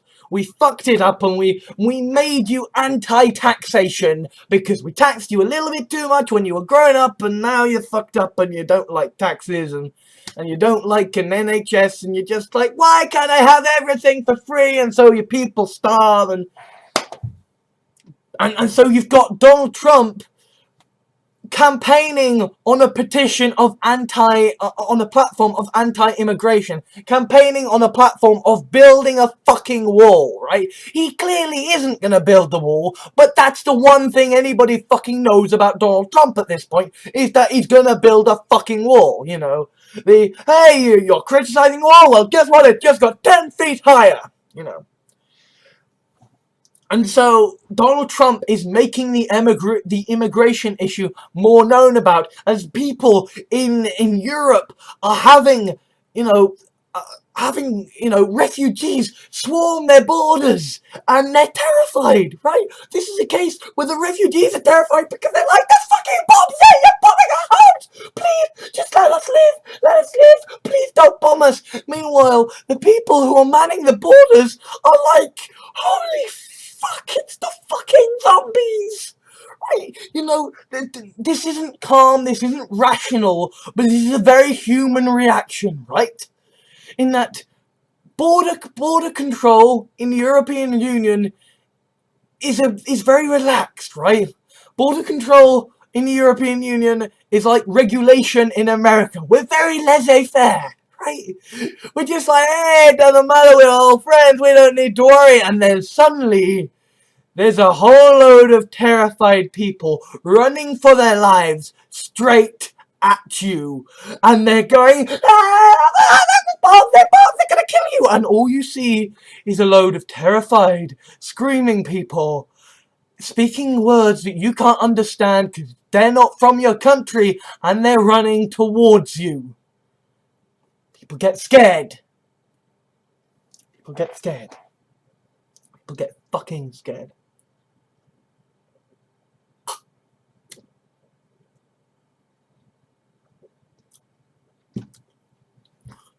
You know why we call it Islamophobia and xenophobia? Because they're scared. We don't call it Islamism. We don't call it, Xenism. It isn't an ism. It isn't hatred. It isn't It isn't a hatred. It isn't a desire to destroy. It is fear. It is fear of the unknown running across your borders because they're terrified for their lives. It is a case of countries who have been fucked over by austerity and economic collapse, who can barely look after their own people, having to look after a whole bunch of other people. This is a tragedy. This is a calamity. This is not some premeditated conspiratorial fuck-up. This is fear. This is a desperate group of people running for their lives, and another desperate group of people going, how the fuck are we going to look after these people? How the fuck are we going to look after these people? But it is xenophobia. It is Islamophobia. It's fear. And it is irrational fear. These people aren't going to bomb your homes. They aren't going to blow you up. They aren't going to rape your children. These are people who have just fled war zones. All they want is somewhere that bombs aren't going to fall. All they want is somewhere nice and safe. But people are scared. They're scared because people of a different skin color who speak a different language are in their homes or in their cities, and they don't know what to do. They don't know what to do, and when they speak out about this, when they say, I'm scared, what do we do? Then the left wing of Europe says, you're a bastard, I'm not speaking to you anymore. People who are scared, who don't know what to do, are cut off. They're isolated. They are left to radicalize in their fear and in their hatred. And all the while, people like Nigel Farage and Donald Trump are stirring up the racial tension, are stirring up the hatred of the immigrants, are saying, oh, these people coming over from Syria and the Middle East, they're all terrorists, they're all going to blow you up and rape your children. So all these people who have seen, who are scared of the other in their midst, start being radicalized by the right wing, start thinking that these people are dangerous. They start thinking that they are a problem to be dealt with. Suddenly, controlling the borders isn't about fear anymore, it's about hatred. Countries that suffered under the Second World War, that suffered under Nazi Germany, are now enacting plans not too dissimilar from Nazi Germany. And that's within the European fucking Union! So, critics of the European Union are getting scared. They're getting scared because, well, the European Union is starting to look like a pretty damn scary place. Do we really want to be part of a place that is letting this shit happen? Do we really want to be part of a place that overrides the democratic will of Greece? Do we really want to be part of a place that allows Hungary to kick refugees down as they flee for their lives? Do we really want to be part of a place that tolerates such hatred, such fear? Do we really want to be part of this? And all the while, the politicians keep stirring that shit. David Cameron says that if you leave the EU, things will be terrifying. Boris Johnson says, if you stay in the EU, things will be terrifying. Nigel Farage says, well, you've definitely got to leave the EU because, you know, that's absolutely terrifying. And George Osborne pretty much says, if we leave the EU, I'll tank the economy and I'll fuck you all up. People are scared. They don't know what to do. They don't know. They don't have a clue. They're scared. They're worried. They're acting on impulse, you know. It's like, you know, that line by Agent K in Men in Black, you know. A person is smart. People are dumb, panicky animals, and you know it. Well, all of these smart persons were becoming dumb, panicky animals. And they were ramping up the fear. And the worst thing was that there wasn't the sense that there could be a good leadership after. Okay? When there's so much tension, when there is so much fear, when you've got Donald Trump and Nigel Farage and Boris Johnson and David Cameron and George Osborne and everyone saying that things are going to be terrifying, you need someone to be calm. You need someone to be calm, to be rational, to say, it's okay. It's okay. I'll sort it out. Vote for me. It'll be fine. Don't worry. We'll sort it. Don't worry. It's gonna be fine. Don't worry. It'll be cool. Calm down. Because when people get scared, they don't think. They react on instinct. And Jeremy Corbyn is trying to do this. He is trying to be reasonable. He is trying to say, remain but reform. Stay in the EU but make it better. In other words, he learnt the lesson from the Scottish referendum. You can't just join in with the Tories to convince people to remain within the European Union. You have to campaign separately, and you have to campaign on a policy of acknowledging the problems and promising to fix them. So that's what Jeremy Corbyn did, but it's like one lone voice calling out for calm in the darkness, you know. And meanwhile, the media is criticizing him and blaming him all the time, you know. Seems that something totally unrelated has gone wrong. Will Jeremy Corbyn resign? You know, they're constantly calling for him to resign because by this point the BBC is bought and sold. It belongs to the Tories. You know, they're trying to survive by being the Tories' bitch, and they are just a propaganda machine now. Just a propaganda machine. Nobody knows what to do. Nobody fucking knows what to do, and they're scared, and there is fear about immigration, and the thing is that jobs are going away. Jobs are going away, except they can't see the robots. They can't see the automation. They can't see the economy being fucked up. Because in the mainstream media, well, the economy's doing fine. What are you talking about? Technology will create new jobs. So, they see a problem, they know a problem is there, but the media isn't acknowledging why the problem is there. The only possible sign it gives for why the problem might be happening is people like Donald Trump and Nigel Farage. So they blame the foreigners.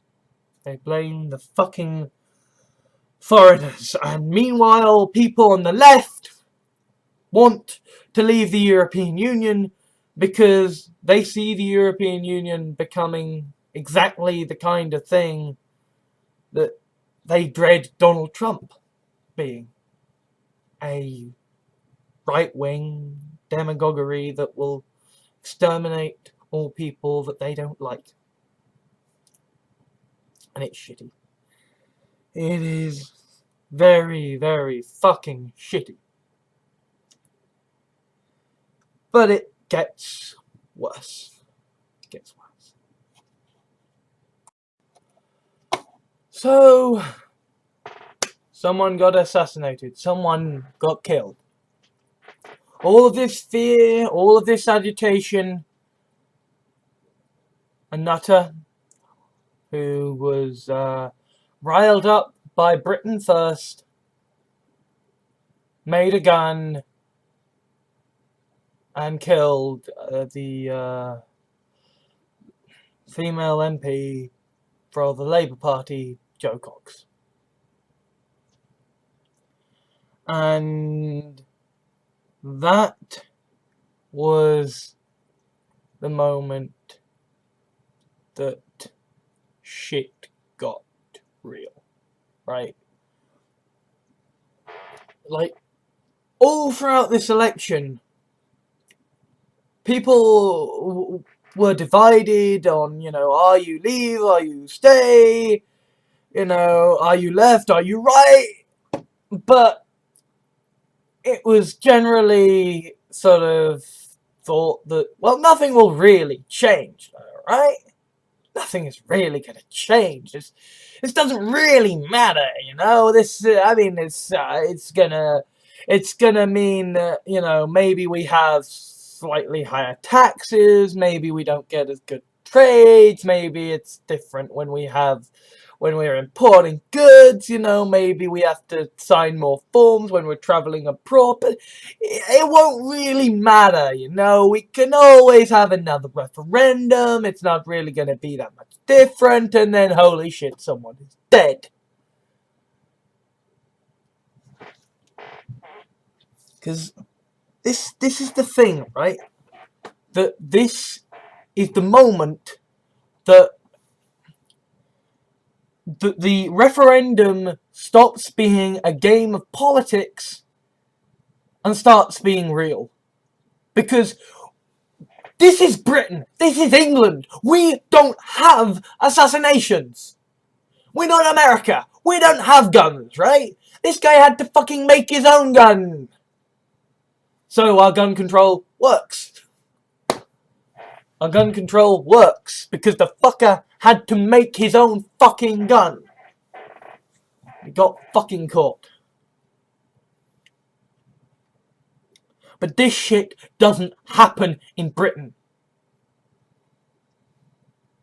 And I can't actually do a proper...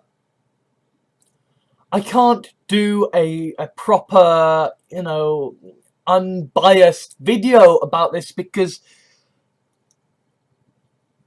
the assassination of Joe Cox is not something that I can be unbiased about. I am appalled by murder. I am appalled by gun crime, and that this happened in Britain, that this happened in England. We don't do this! We are not Americans! We are not that fucking stupid!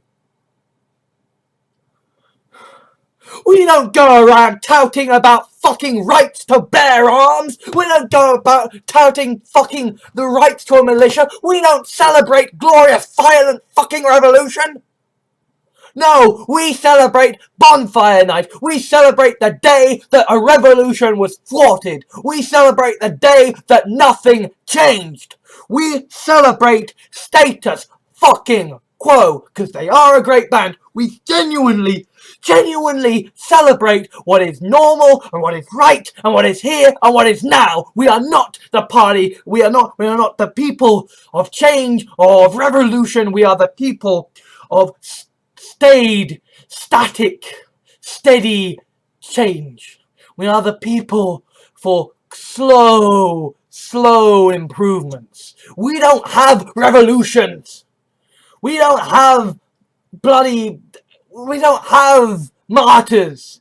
We don't have a Jesus Christ. We don't have a bloody Trotsky. We don't have anyone like that.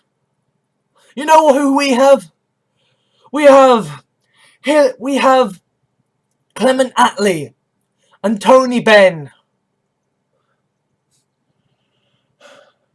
We have great men who campaigned against change and injustice. We have people who said no to suffering. We don't celebrate suffering. We do not champion suffering.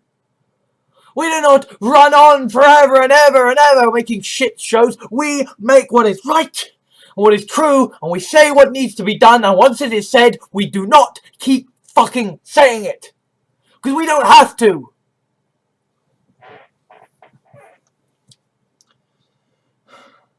We don't do this sort of thing. We're not Americans. We aren't fucking Iraqis or Libyans, or we are English, we are British, we are a people of peace when we're not colonizing the world.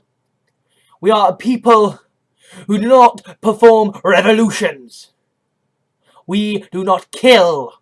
We do not have guns. It's not our way.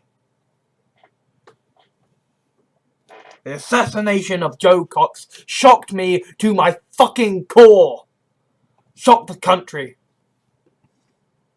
I can't make a fair and unbiased video about this, and that's probably the most fair and unbiased I can be about it. Acknowledging that I can't be fair and unbiased.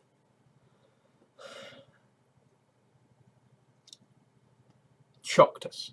Shocked me. It shocked everybody I knew. Everybody I know.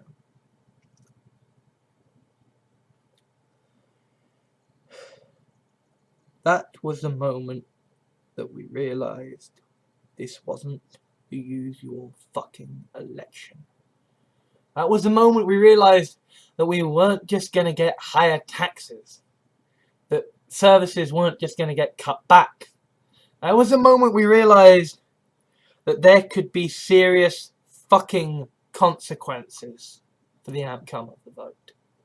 And I think that is why there is not a massive majority. Because the people, how you get massive majorities is that people are swayed over to one side or the other. There isn't a clear case to stay in the EU, and there isn't a clear case to leave the EU. The fact is that being in the EU is problematic, and leaving the EU is problematic. The fact is that the only thing that really makes sense is what Jeremy Corbyn said: remain but reform. Because we can't leave and we can't stay, not as it is. We have to remain and reform. And that's what my position was, and that's what my position is. But this video is reporting. This video is giving my perspective on the events that happened. So then the results came in, and it was shitty. It was shitty, right? It was really fucking shitty, because this one I fucking stayed up for.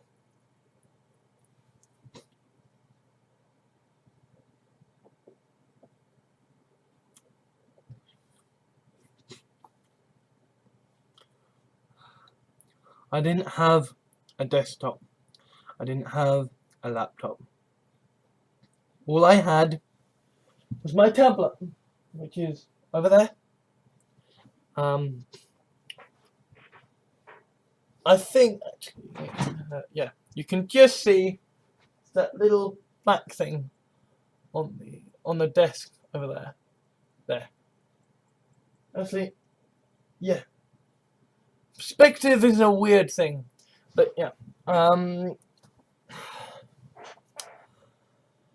was just on the tablet that I had used to record the previous shitty resolution videos, and I didn't have the methods of chilling the fuck out that I usually have. I couldn't play Skyrim, I couldn't play Minecraft. I was scared, I was worried, and I didn't have anyone that I could really talk to about this shit. It was tough, because it was just this feeling of panic of watching the results scroll in, and it's like, Leave is in the lead, and Leave is still in the lead, and all but things are tight, but Leave is in the lead, and what the fuck do we do if Leave wins? And then Leave won. And then Leave goddamn fucking won.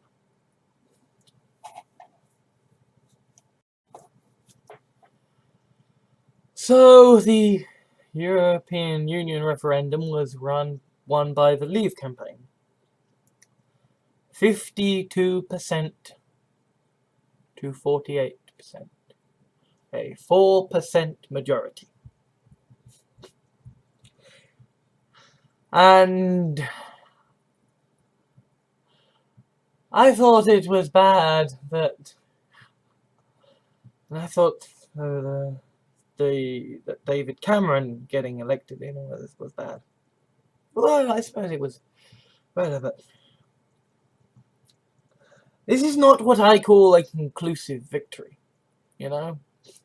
I mean, the Scots were still... The Scots used the result of the European Union referendum to say, hey, we're going to have a second referendum. And they'd been saying that beforehand, right?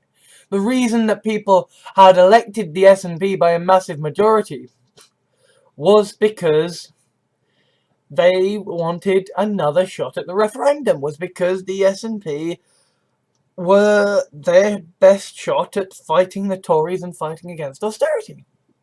You know, I mean, some Scottish people have problems with the SNP, and, you know, I'm not going to say about Scottish politics because I don't know, because I'm not there. But the referendum, there was another petition for a Scottish referendum off the back of the European Union referendum, when the Scottish referendum was won more conclusively than the European Union referendum. And of course, I know I have Scottish friends who, you know, are very anti the the United Kingdom and who are very anti leaving the European Union and who are very anti-Tories, and so they were just like, hey, I didn't know you like that, blah, blah, blah, blah, blah. But point is that if the Scots can overturn their referendum, why can't we? Why can't the Brits? Right? And yeah, it's like, oh, well, you're just bitter because you lost. Yeah. And the Scots who wanted to leave are bitter that they didn't leave. And they're probably going to get a second referendum. So why can't the Remain campaign for Britain to remain within the EU stay? You know? I'm perfectly prepared to, hands in the air. We're bitter that we lost. And we want a second referendum. Incidentally, there was a petition started to join to have a second referendum overturning the result of the first that was actually started before the results came in by a pessimistic Leave campaigner who thought that he was probably going to lose. So, but it got lots of people signed it. And there is this idea of regret, the Brexit regret. People who voted Brexit thinking that Brexit thinking that we would stay in and then regretted it. People who voted to leave and then were like, oh no, hang on, all of these politicians who are known to be right-wing liars lied, and now now it seems like all their promises are broken. And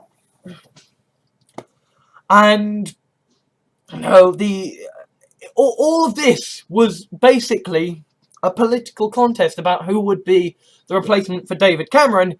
And of course, David Cameron then does the one political masterstroke of his career, which is that after starting this stupid fucking referendum for the sake of his career, he then falls on his sword, but does so in a way that will that will give a chance for the European Union referendum result to be overturned, in that he says, you know how I was going to enact Article 50 straight away?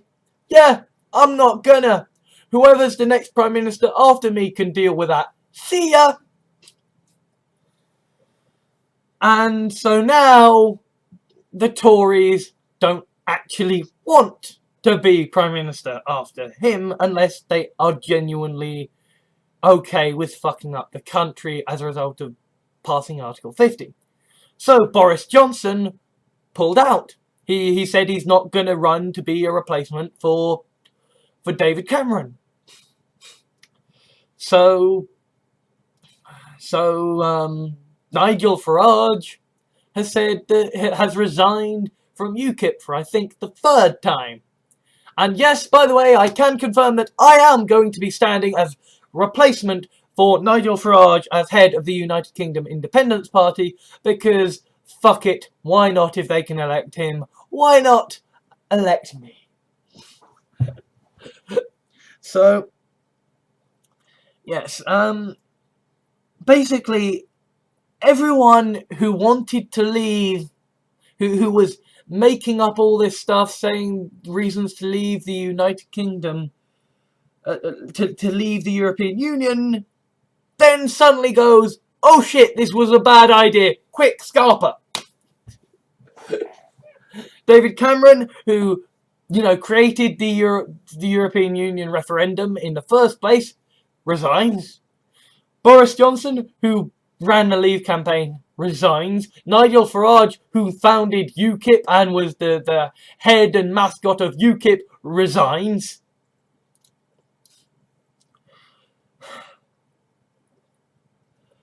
And then Jeremy Corbyn is forced to resign because by the Blairites, because they're like, oh look, if there is a chance that there might be an election, quick, let's get rid of our most electable leader. The Blairites are idiots. But then again, you can notice the timing because not long afterwards, the Chilcot inquiry comes out. Jeremy Corbyn campaigned against the war in Iraq and said that Tony Blair should be tried for war crimes because of the war in Iraq. And then Tony Blair says that a Jeremy Corbyn-led government would be a dangerous experiment, and the Blairites all decide to perform a coup against him, not just shortly before the Chilcot report comes out.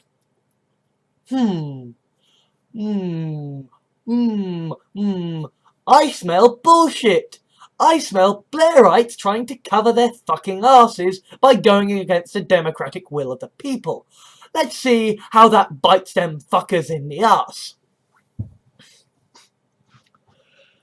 So the pound has dropped to the lowest it has been in 31 years against the dollar. And we haven't even enacted Article 50 yet. There are articles going around by people who were campaigning to leave saying, well, there could always be a second referendum to decide whether we should keep the result of the first referendum. And there are people saying, who voted leave, saying that it's quite probable that we won't actually leave the European Union because only 4% actually want it, and quite a lot of those 4% now regret their decision because they were lied to, and because even if they weren't lied to, they essentially made a protest vote, and holy shit, their protest was taken badly. Now, for me, right, I voted to stay within the European Union because I genuinely believe that pragmatically it was better to remain and to reform. And it was better for the climate, it was better for the other people, and it was better for us in terms of countering the Tories. But I did also make a video saying left-wing reasons to leave the European Union, and if we did end up leaving the European Union, I'm sure that I would be I'd be more able to cope than some I know. I mean, it was very, very tough when the result was first coming out because I was just on my tablet and I couldn't chill the fuck out easily. But now the sort of dust is settling. I think that if we do end up staying out of the European Union, we will probably find a way to survive. But this has just been a tremendous clusterfuck. This whole thing, this whole European Union thing has been a clusterfuck. The whole referendum was handled appallingly by basically every single side, except for Jeremy Corbyn, although his side was hampered by the fact that there were Blairites within the party and he was too damn nice to say, listen you fuckwits, I was elected, you weren't. Get on with it. So, I guess in conclusion, we don't know shit that's going to happen now. Right? Because until the new Tory Prime Minister gets elected in October, we don't know anything. Because David Cameron isn't going to pass Article 50. And until he's gone and replaced with somebody else, we don't know what's going to happen. It's entirely possible that there could be a general election, and whoever comes, Labour could win the general election, or maybe Boris Johnson campaigns saying that he will reform the EU, and then the Tories could win and Jeremy Corbyn could get defeated for good. Like, we don't know. What has happened with the European Union referendum has utterly changed things. It has utterly changed things. And we don't know what's going to happen until the new Tory Prime Minister is elected and we see what they do. So, I mean, I've got to say, the candidates at the moment to be Tory Prime Minister do not look fucking good, right? They all look like complete and utter cunts. I mean, of course, they're all Tories, but I mean, I suppose it's a bit like, you know, I suppose it's a bit like us wanting, you know, it's a bit like the right wing wanting Liz Kendall to be elected to be, you know, leader of the Labour Party. You're like, of course, there is not going to be someone the opposition likes elected to be leader. That isn't going to happen. Blairism and neoliberalism is dead and dying, and that's a good thing. It's just a bad thing when currently we have a neoliberal right-winger in power and it could be replaced with a genuinely cunty right-winger. Without an election. Because, yay, that's how our fucked up system works over here in Britain. The party can just decide, we're going to pick who is the new Prime Minister for you. Mind you, Labour did that as well, and I wasn't exactly happy with that. It's a clusterfuck. You want my final fucking verdict on the European Union referendum? It was a complete and total clusterfuck. Nobody knew what was going on. Lives were lost. Piss-ups happened. And we still don't know what's going to happen. We still don't fucking know. We're suffering the consequences of leaving the European Union. But we haven't actually left the European Union yet. And we don't know if we are actually going to leave the European Union yet. It's all a massive clusterfuck. Nobody knows what's really happening. It's all just secrets and lies and bullshit and bureaucracy. Much like the European Union. And much like the Tory party and much like the Blairites. Anyway, I'm not quite sure that this has been 5 hours, but I think it's certainly been a nice long video. So, I will just say one thing.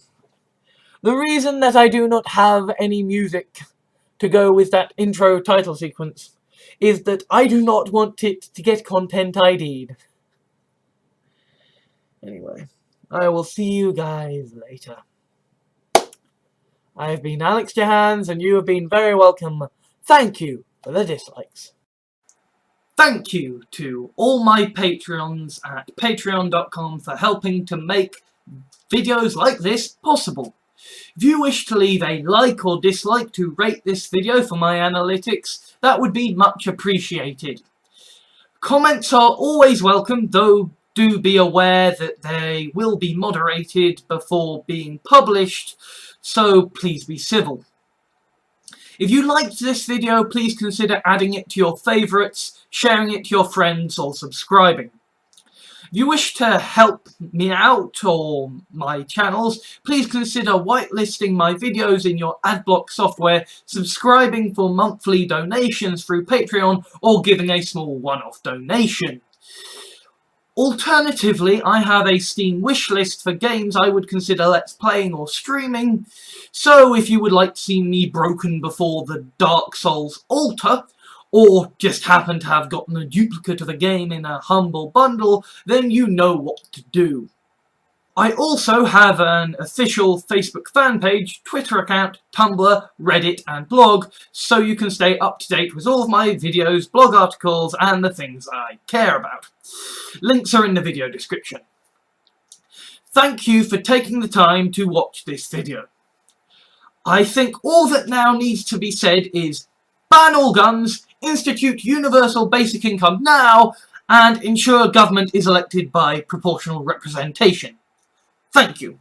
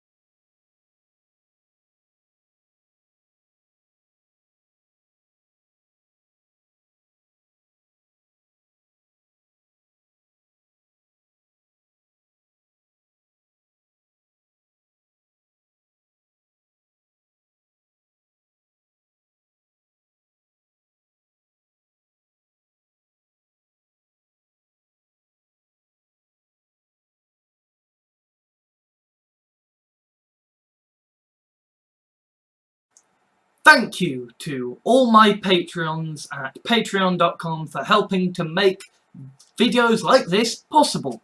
If you wish to leave a like or dislike to rate this video for my analytics, that would be much appreciated. Comments are always welcome, though do be aware that they will be moderated before being published, so please be civil. If you liked this video, please consider adding it to your favourites, sharing it to your friends, or subscribing. If you wish to help me out or my channels, please consider whitelisting my videos in your adblock software, subscribing for monthly donations through Patreon, or giving a small one-off donation. Alternatively, I have a Steam wishlist for games I would consider let's playing or streaming, so if you would like to see me broken before the Dark Souls altar, or just happen to have gotten a duplicate of a game in a humble bundle, then you know what to do. I also have an official Facebook fan page, Twitter account, Tumblr, Reddit and blog, so you can stay up to date with all of my videos, blog articles and the things I care about. Links are in the video description. Thank you for taking the time to watch this video. I think all that now needs to be said is ban all guns, institute universal basic income now, and ensure government is elected by proportional representation. Thank you.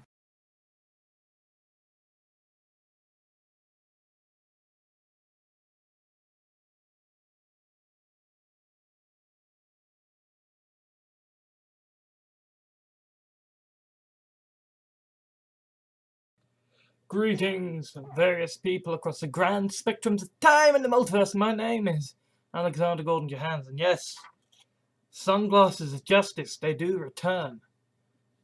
I have checked, and the sound should be okay. I hope.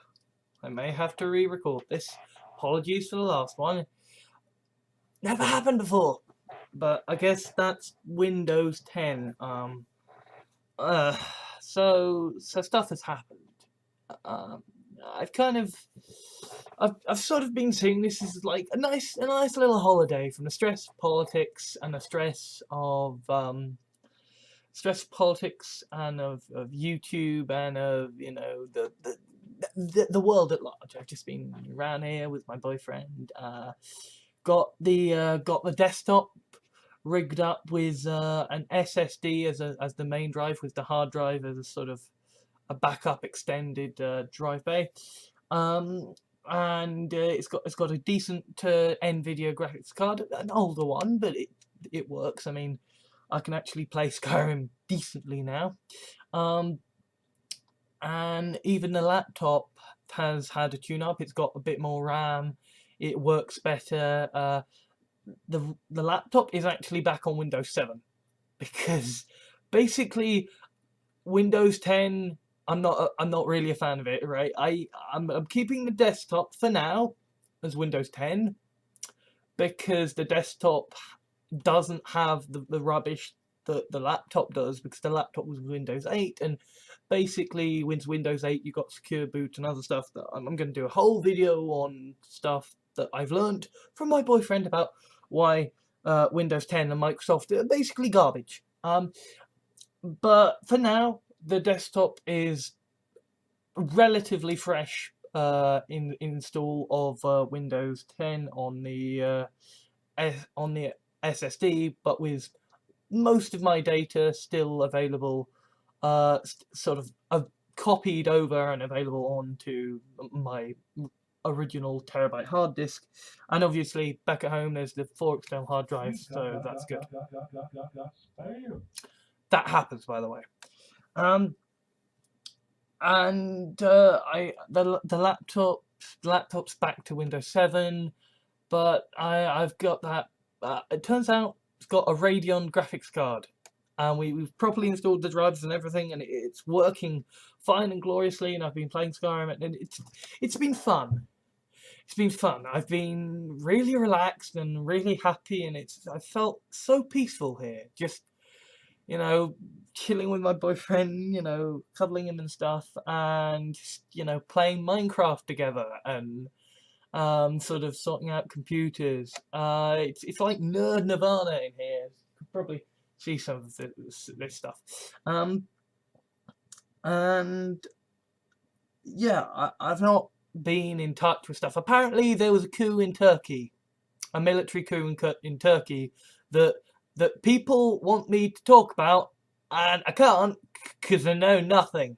I know absolutely fucking nothing because I've not been paying attention to the news. I've not even really been checking Facebook. I've just been with my boyfriend, and when I have had time, I've been playing Cookie Clicker and Skyrim and listening to podcasts.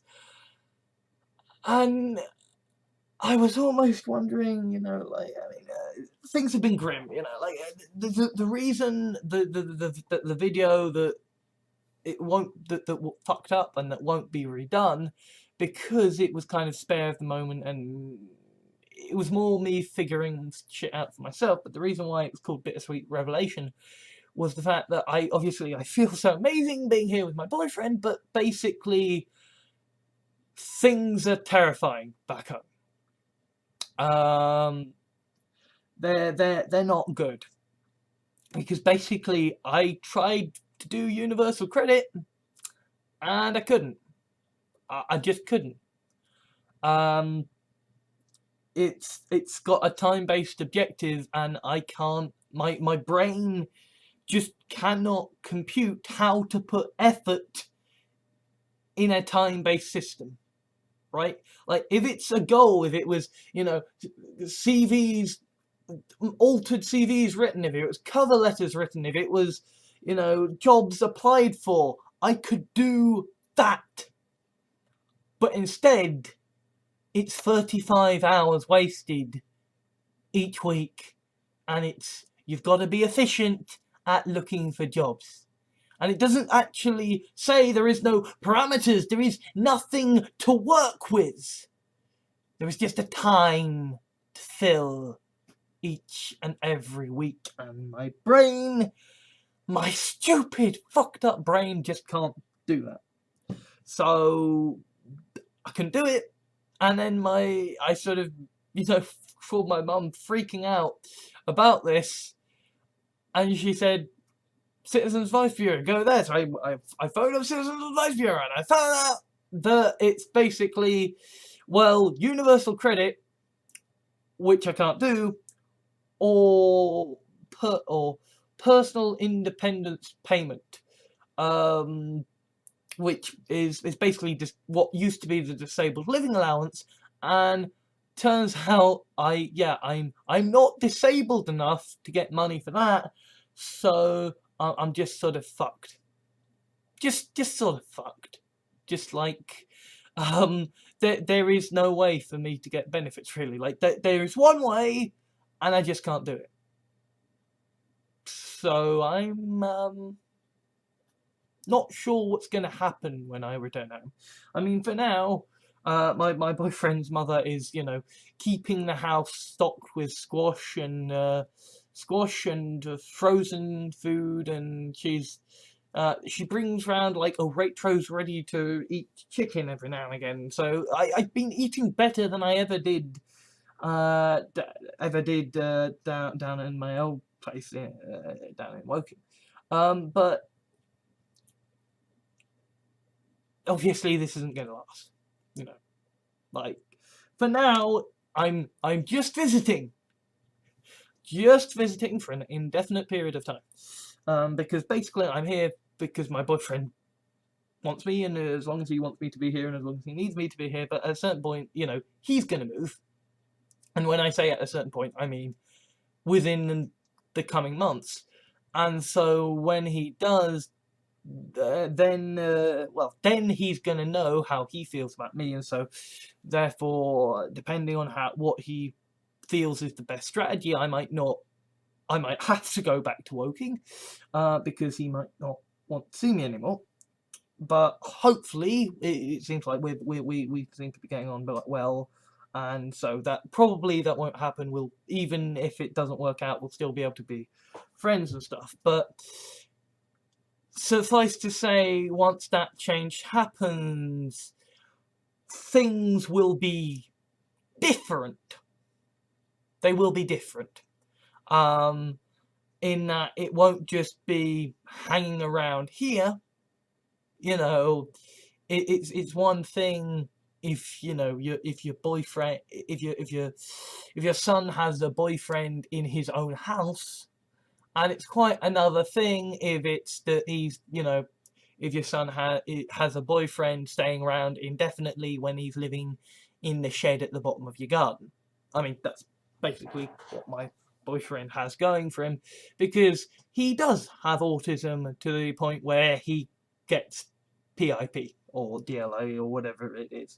So, and ironically, he actually makes quite a bit of money from eBay and from fixing computers, although that itself is being made more difficult because Windows 10, like, he, on one hand, it's delivering a whole load of new jobs of people saying, Windows 10 has fucked me up, please can you get me back to Windows 7?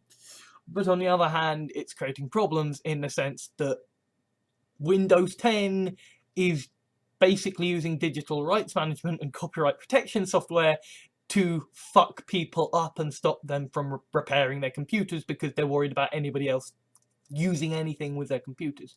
I mean, like, maybe you could use Ubuntu, maybe, but there's no way you can go back to Windows 7. There's no way you can use any other version. It's bad. It's really, really bad, and like, so things are not good. So things are feeling very bittersweet, which is why it was called Bittersweet Realization, because it's this awareness that right now things are awesome.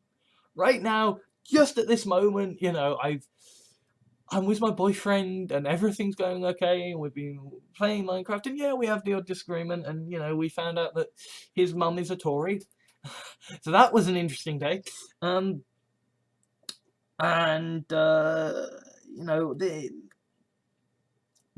I've been playing Minecraft. I've been playing Skyrim. We've been playing Minecraft together, and it feels good. It feels really good at the moment. It feels really, really good. I feel really awesome because like, I played Skyrim. And this is going to be like my third sort of complete go through of Skyrim. The first time I was actually on this desktop before Christmas. And then the second time I basically tried to do an evil run through, and it turns out I don't like being evil, even in a video game. I just don't like it. It's like I did the Stormcloak run through, and I had to depose all the people that I liked, and that wasn't fun. I'm not that kind of guy. And besides, Ulfric Stormcloak is a racist who wants independence from the Empire. Yeah. Incidentally, that kind of thing is why I'm making a video now. In that I kind of had a bit of a break because my computers had died, and that was one small factor in why I sort of came around to see my boyfriend, because he fixes computers for a living. So it's like, hey, fix mine. And he did, and they're all running amazingly. And I'm sort of staying now because it turns out we both like each other, and it's nice to sort of be here for both of us.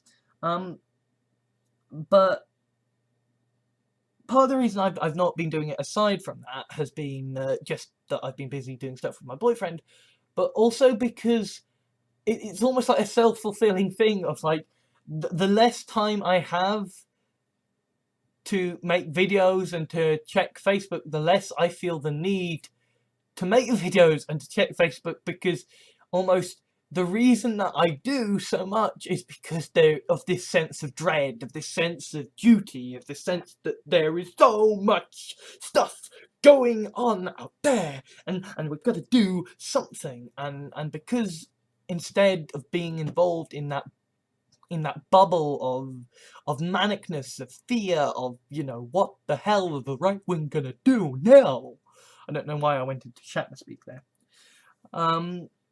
But instead of being involved in the sort of political discourse that is going on, I've been happy. And I've been happy that I've been happy. And I've really liked it. I've really, really liked it. I've really liked this holiday from things. And there was even a moment, when it looked like basically that I would be sort of going back for at least a month or so while they were moving. I sort of stayed up late playing Skyrim, listening to podcasts, and I sort of found myself slipping back into the woking mentality. Except I didn't really feel the need to make videos anymore. Because, I made the videos because I felt bad. Because I had depression, because I had severe suicidal leanings. And I felt very, very dark inside, and so I needed to vent the stuff. I needed to talk about the things that were making me feel so bad so that I would feel better. I made them for me. I never fucking made them for anybody else. I never fucking cared about the dislikes. Never fucking cared about the audience. And then the one area where I did actually care about the audience, the writing, I sort of ended up giving that up for a bit, partly because they just they don't make as much money as these these videos that take at most an hour to record, and then like 5 seconds to do 5 seconds to click it to render, leave it rendering, and then you just go another 5 seconds to start it uploading. These videos that I put so much less effort into kind of get so many more views, make so much more money than these 40,000-50,000 word stories that I work on for months at a time, and so much time and effort and energy goes into them, and I'll be, even when I'm walking to the shops, I'll be thinking up ideas, and there's this constant process of honing it and hoping that it will be better, and then you do all this, and what happens is what happened with the whole fucking... I mean, I've already talked about this before in other videos, but basically, I made this massively long piece of fanfic that was sort of like an introduction to my multiverse. It was kind of in this crucial interstitial point of the sort of the multiverse that I am writing, sort of at the origins of what is kind of called the United Civilizations of the Multiverse. It was quite an important point of lore, and all that happened was that people went, "Person, this is a fanfic about trans stuff. You're a transphobic piece of shit. Fuck you." That's all it did.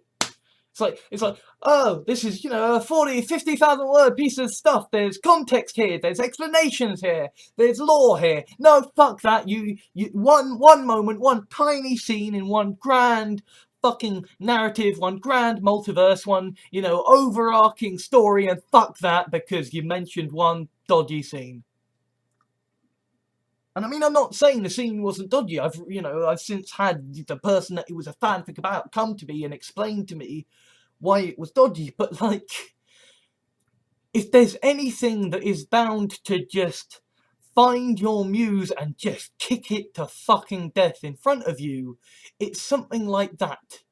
It is seeing the fan base of which you thought you were a part turning on you and basically crucifying you because they couldn't be fucking asked to read more than the one bit they were annoyed by.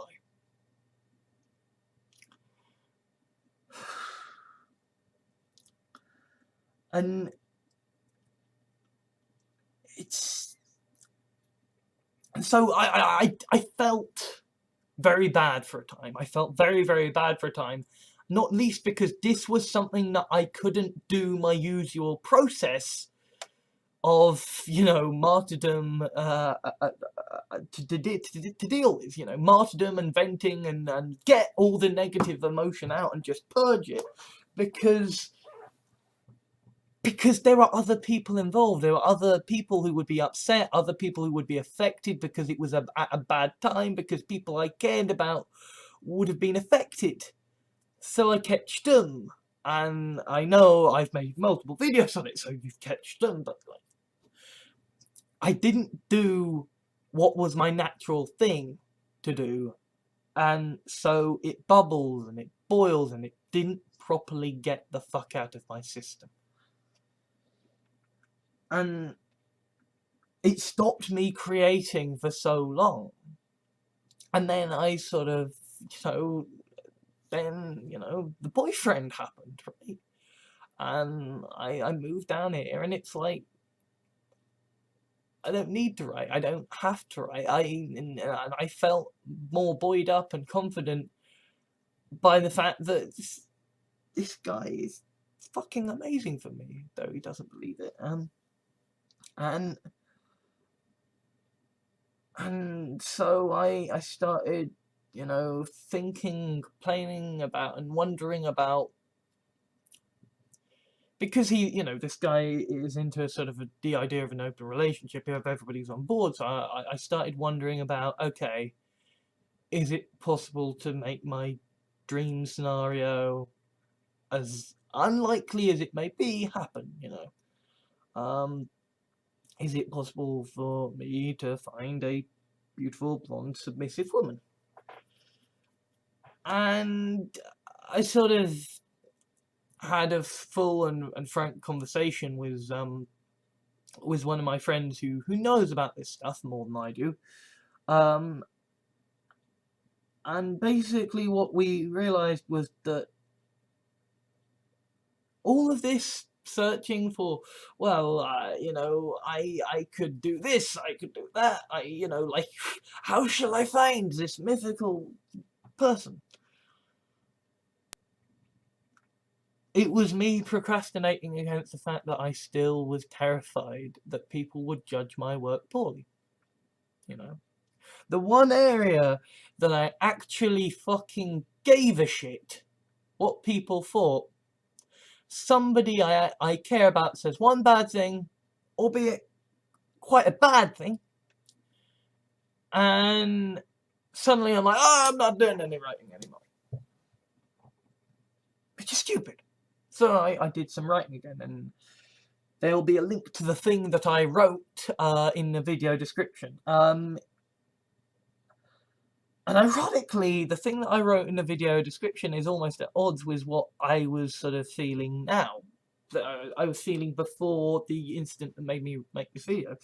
In that, the thing that I wrote is basically about, you know, the Tharshinook saying, enough with the wormhole anomalies and the flipping, you know, eldritch terrors from beyond the dawn of time. There are monsters in the real world, and they must be fought. And instead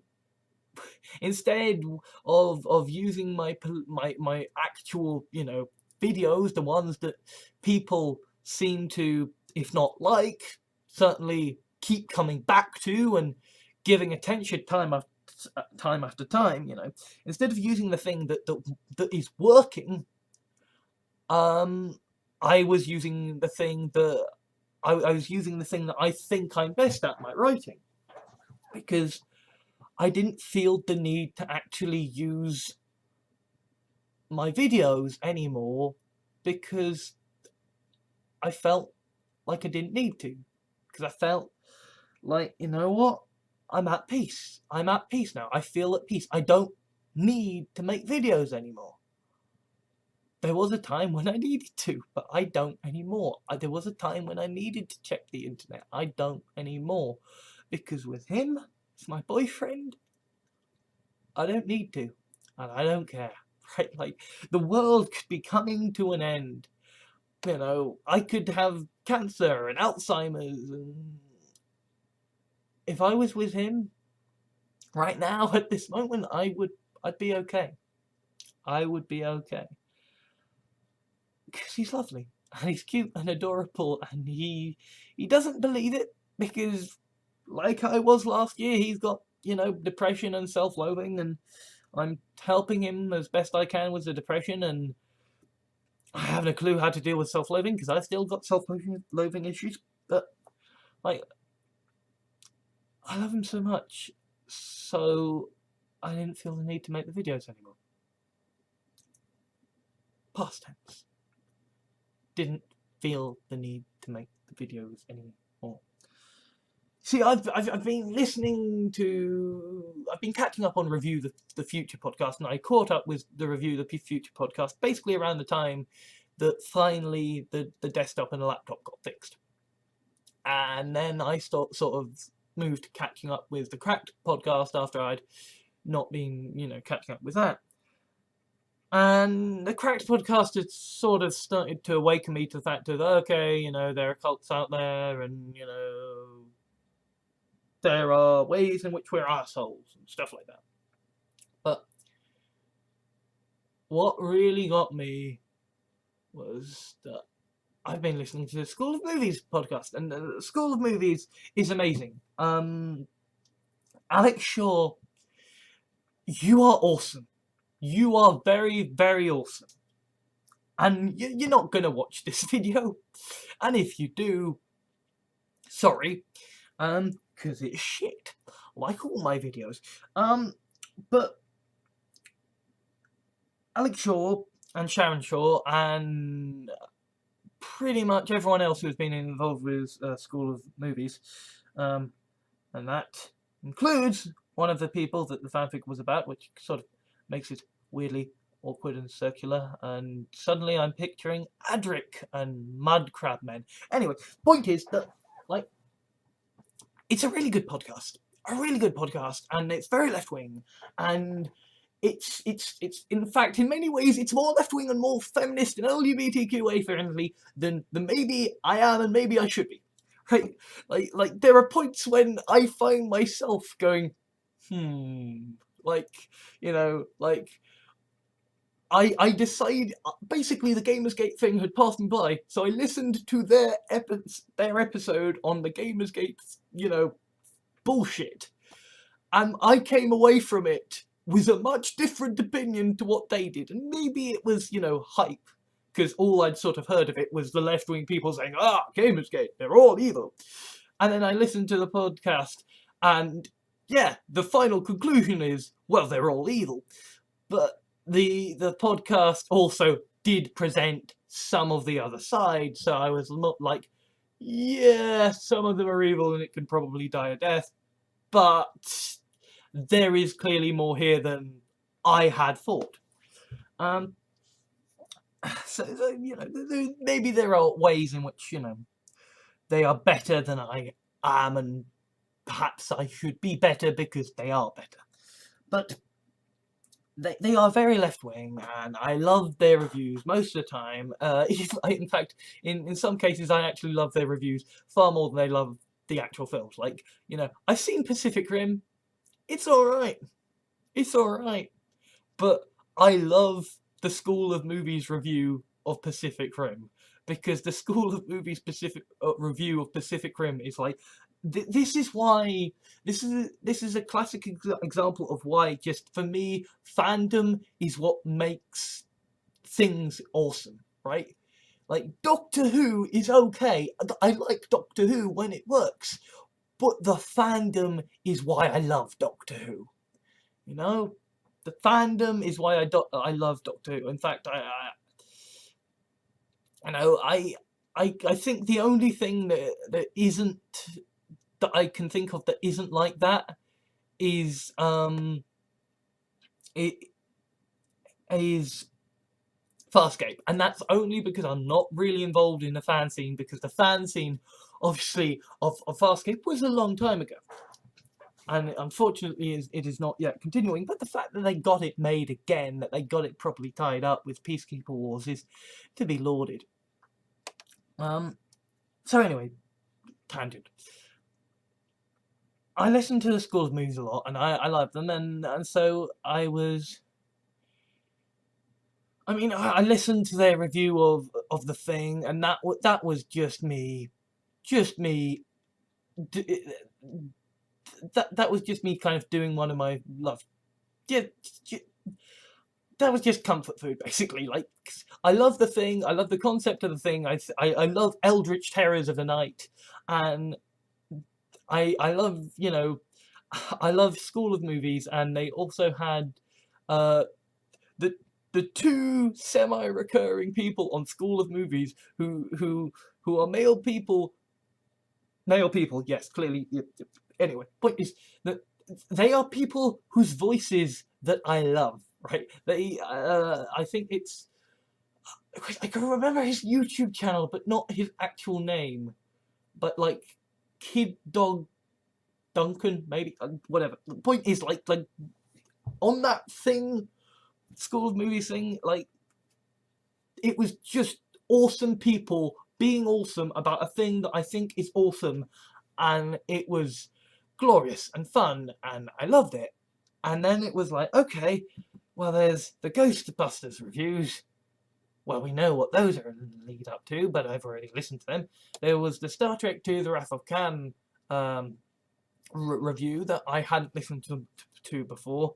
And then there was the Independence Day / Resurgence review. And I think you can kind of see where this is going now. Left Wing Podcast reviewing something called Independence Day, and I have made reference to earlier the fact that I had not liked playing the evil side of Skyrim, where you back the Stormcloaks, who are a bunch of racists fighting for independence from the Empire that protects them.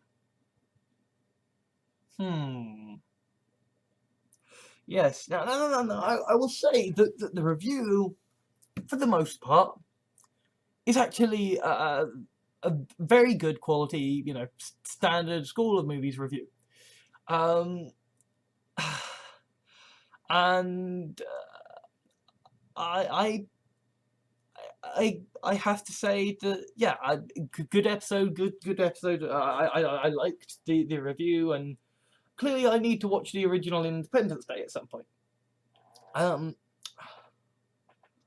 then it ends off with reference to Brexit, and to the fact that, yeah, the world fucking egocentricity of the Englishman. Britain is not really in a good position right now because of the Brexit situation. And indeed, it seems like Boris Johnson has become Foreign Secretary, that Theresa May, is the person who wanted to get rid of human rights, is the Prime Minister, and it seems that essentially they have decided to get rid of the Minister for Climate Change and name them the Environment Department, and have the person in charge of that be someone who believes that climate change isn't real. Things are bad. Things are really fucking bad. And what am I doing? I'm playing Skyrim and cuddling my boyfriend. Fiddling while Rome burned, Fucking fiddling while Rome burned. Fiddling while Britain burned. See, I made these videos before originally because I didn't give a shit. I made these videos originally before because I just needed to get out the negativity, But now I see that I have a higher duty. And there is something else that has been happening. There is something else that has been happening that I'm not exactly comfortable with.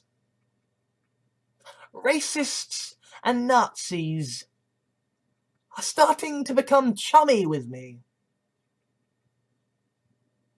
Not really nice, that. you know, it's like that scene in Dalek by Robert Shearman when the Dalek turns to the Doctor over the television and says, "You would make a good Dalek."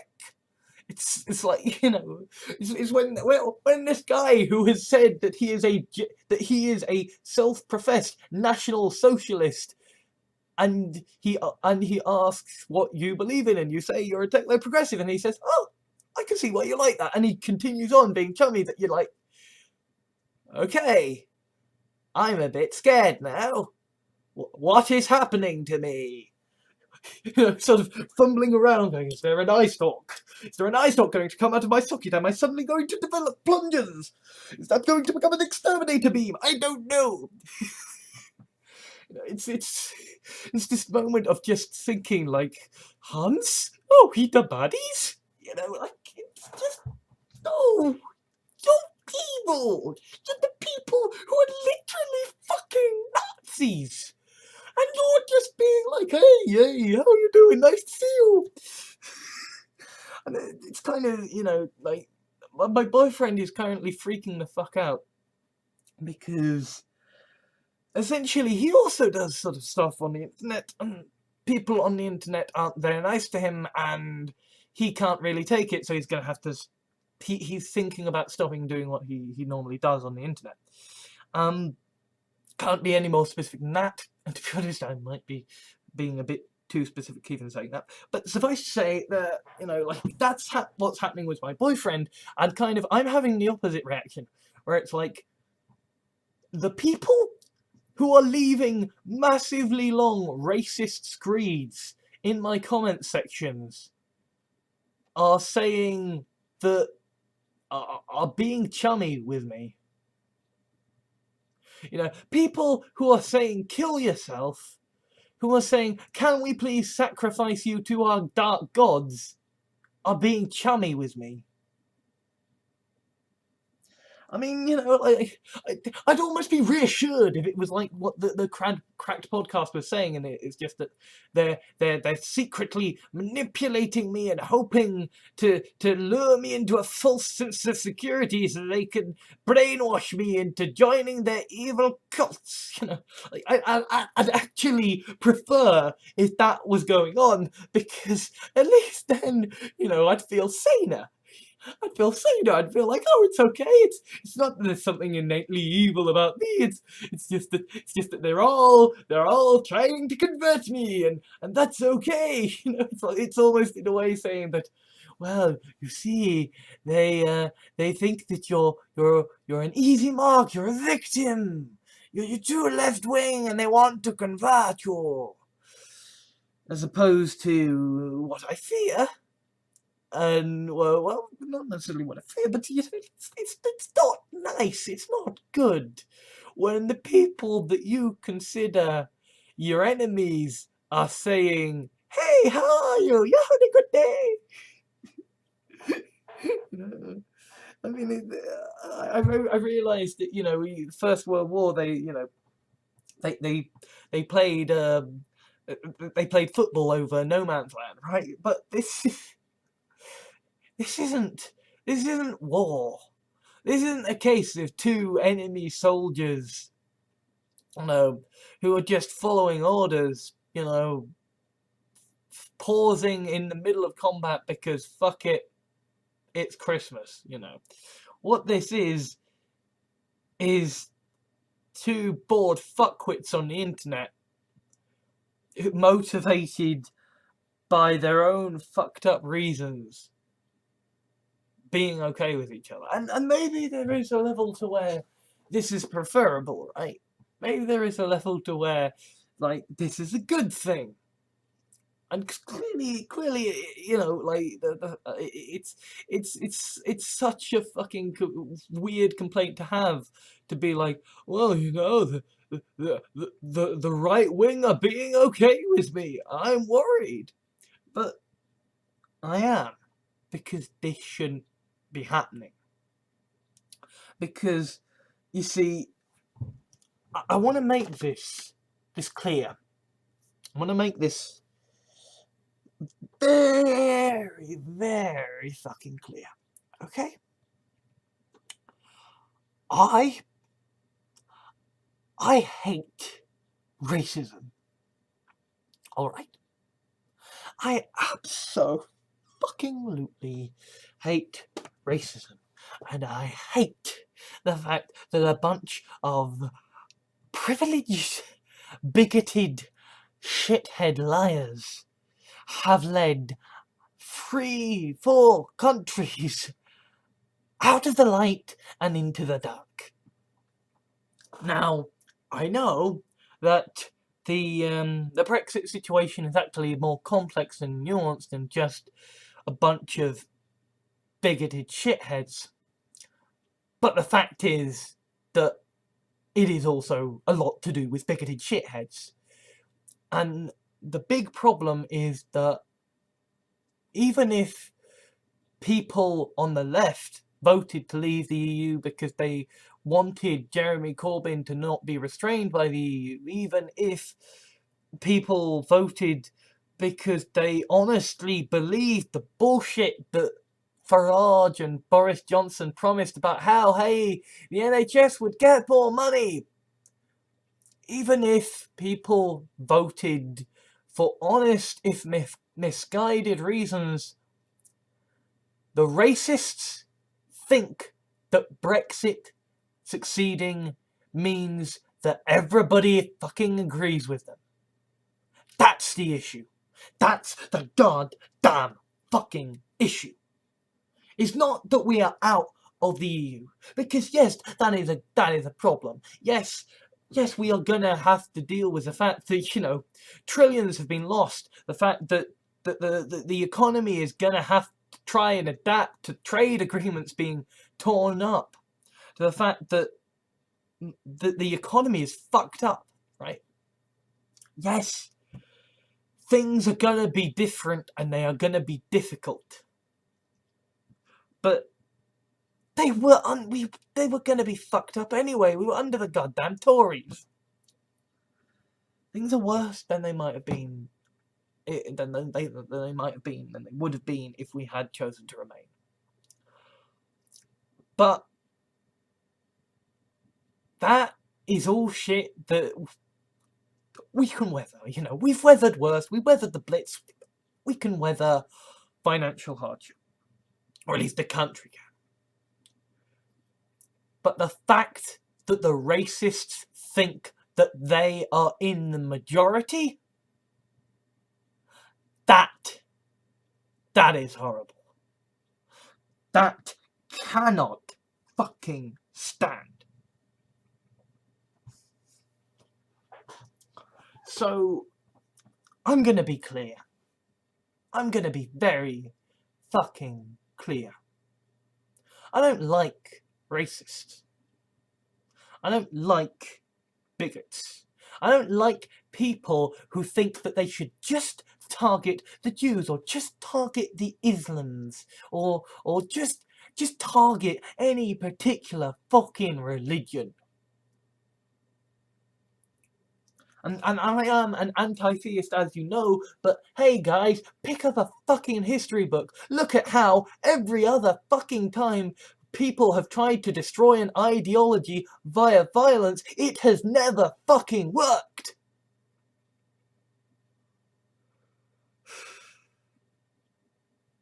Christianity, Islam, Judaism, every single time you try to wipe them out by force, they come back stronger and harder. It does not work. It does not work. And if you want to do it, you're a fucking fool, and you're a fucking idiot, and you're a fucking bigot and a racist, and I hate you.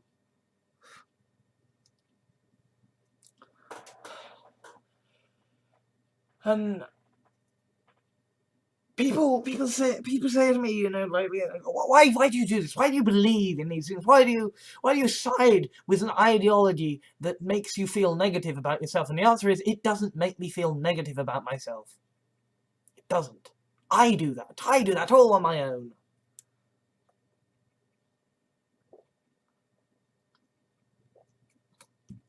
If I didn't have feminism to make me feel like shit, if I didn't have the trans community to make me feel like shit, I'd find something else. I have self-loathing issues. I hate myself. I hate myself a lot. But because I hate myself, I have to live by some objective outside code that can be tested. That can be tested logically, that doesn't have to rely on subjective judgment, because for me, the subjective judgment will always be that I fucked up somehow, that I got it wrong, that I'm in the wrong, that I'm an arsehole. So that's why I have morality. It's not fucking, it's not that I've been brainwashed, it's not like anything like that, it is reason. It is that I can't trust my own subjective opinion, because my own subjective opinion is that I am always wrong.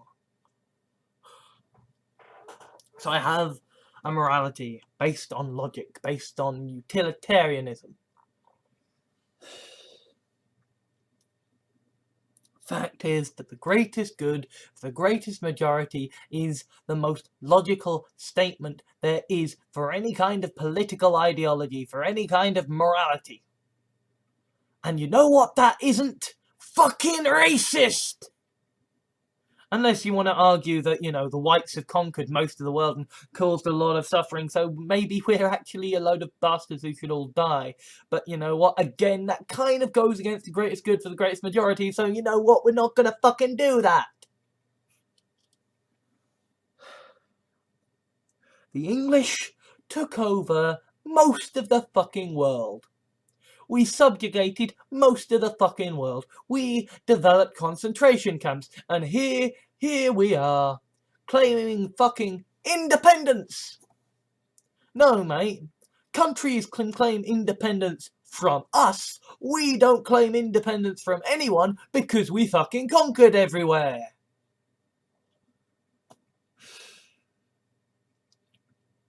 We have got far too much blood on our hands to play the fucking victim. We were the victim against the Nazis. And only then because we actually had the strength to pick a fight and say, oi fuckers, pick on us because we aren't gonna let you keep bombing Poland. Except we did for a year or so. I mean, like, this is the thing, I personally am a pacifist in the sense that I personally don't think that I could ever, under any kind of reason, hurt someone. But I ascribe to a kind of utilitarian morality, which means that yes, genocidal fuckwits deserve to be taken out under certain circumstances when they are proving themselves to be genocidal fuckwits, and i.e. are a proven threat to the majority of people, or to a significant number of people, right? Utilitarian morality is kind of a morality that you can test with basic fucking maths. Is killing this one person going to save more people because it will stop them killing a load more people? Yes. Then it's probably the utilitarian morality thing to do. So, it's fine to fucking pick a fight against the Nazis. For the record, right? Since the Chilcot inquiry sort of came about, right? If Operation Iraqi Liberation had been just about deposing about deposing Saddam Hussein and instituting democracy, right? It could have produced the same mess and fucked everything up the same way, and at the very least, I would have felt like there was more honest morality to it. But instead, it was fake self-defense for the sake of oil.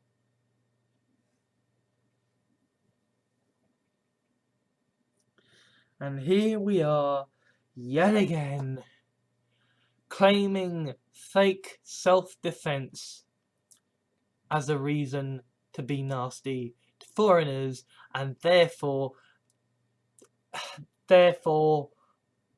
encourage people to vote in favour of something that will screw them over and give rich bastards a better trade deal, a better system of government and of trade for them. All of this, all of Brexit, all of this suffering was so that a few rich fuckers could make a few more pounds.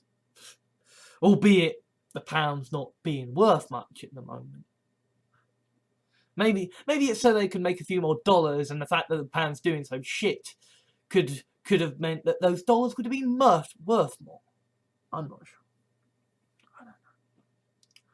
All I do know is that I used to make these videos for me. I used to make these videos because I needed to make them, because otherwise the negativity would boil over and hurt me. Now I know that I need to make these videos to do a service for the people of Great Britain and the world and whoever fucking listens to me. Because there are monsters out there in the world.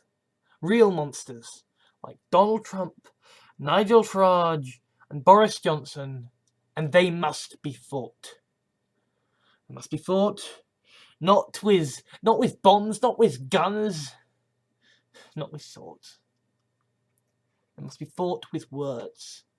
They must be fought on the battlefield of the internet, on the battlefield of dialectic, of discussion.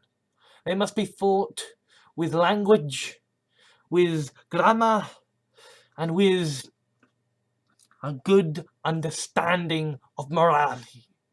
They must be fought with understanding of human psychology and with an understanding of the fact that they are people too. They must be fought with words. Because you see, words win wars. Not bombs, not guns, words. All wars are a fancy way of getting people to sit down and talk and listen to some fucking words. So I have some words for people who voted Brexit. If you voted Brexit because you're a left-wing person and you honestly think that the European Union is a bad thing, fair play to you. But I hope you understand and accept that not a lot of people are going to agree or sympathise, because they're going to suffer. And a lot of suffering is going to happen because of what you did. If you voted to leave because you were hurt and you wanted to lash out and you didn't think we'd actually leave, then you're an idiot. If you voted to leave because you wanted to get the immigrants out, then you're a cunt.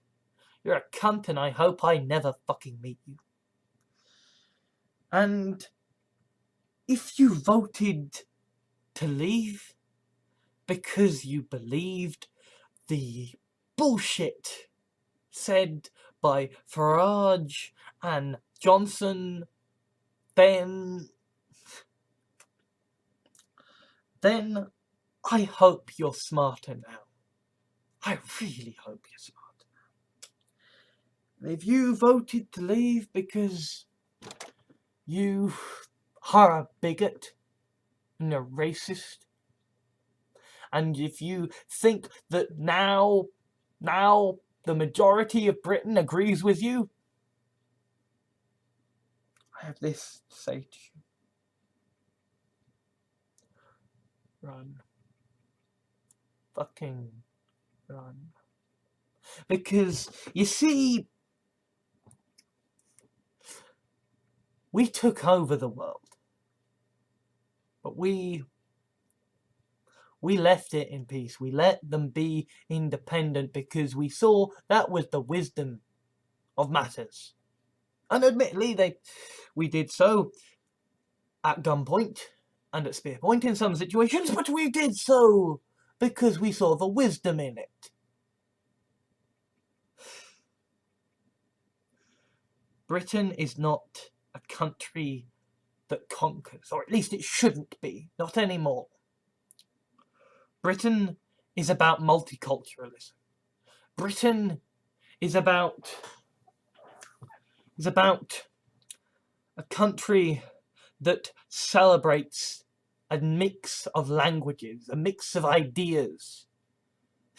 The great British dish is the curry. The great British drink is tea. Tea came from India and China. Curry came from India too, and China too.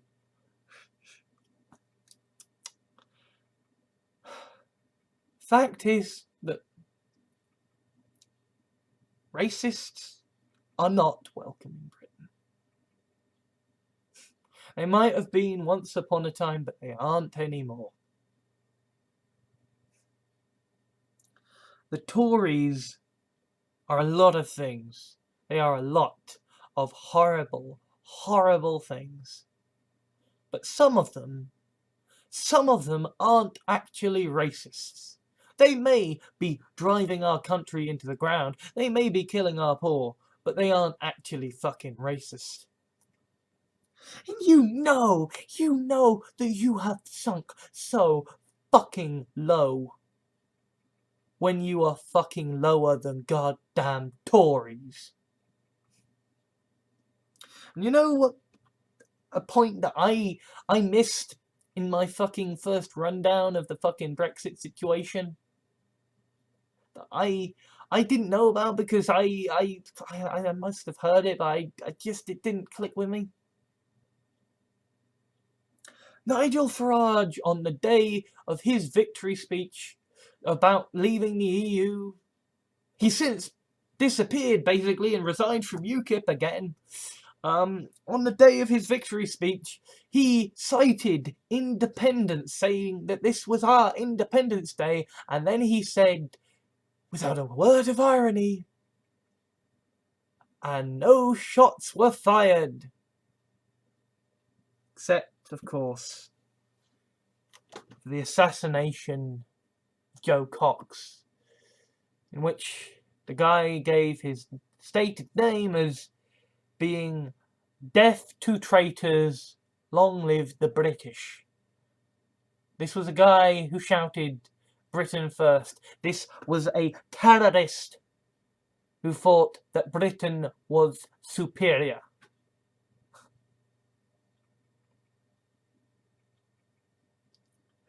Nigel Farage said that no shots were fucking fired.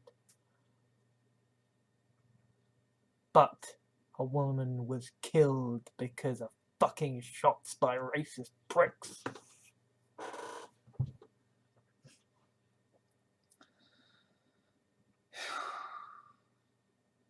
There was a time when I didn't need to do these videos. Or at least I needed to do them for me. I didn't need to do them for anyone else. Now I don't need to do them for me. Now I need to do them for the sake of those I care about. Because for good or for ill, I have a platform that the right wing seem to love. So right wingers, racist, Nazis, lend me your fucking ears as I tell you how your beliefs are full of shit. I have been Alex Johans, and you have been very fucking welcome. This is left-wing propaganda. I will censor your comments, I will modify your comments, and I will only allow them and approve them if I deem them appropriate. I don't care what you think. I don't care what you say. I am honest and I am shameless. And you cannot fucking get to me. So, you fuckers. So, you fuckers of the world, so you hate-based, so you bigots and you racists. More videos to come. I hope you fucking weep on them. Let the dislikes soar. Let the comments swing with racist fucking tirades that I shall delete merrily. 'Cause I don't give a fuck anymore. I really don't give a fucking fuck anymore. For me, as far as I'm concerned, war against racism is being declared. A war of words. Thank you to all my Patreons at patreon.com for helping to make videos like this possible. If you wish to leave a like or dislike to rate this video for my analytics, that would be much appreciated.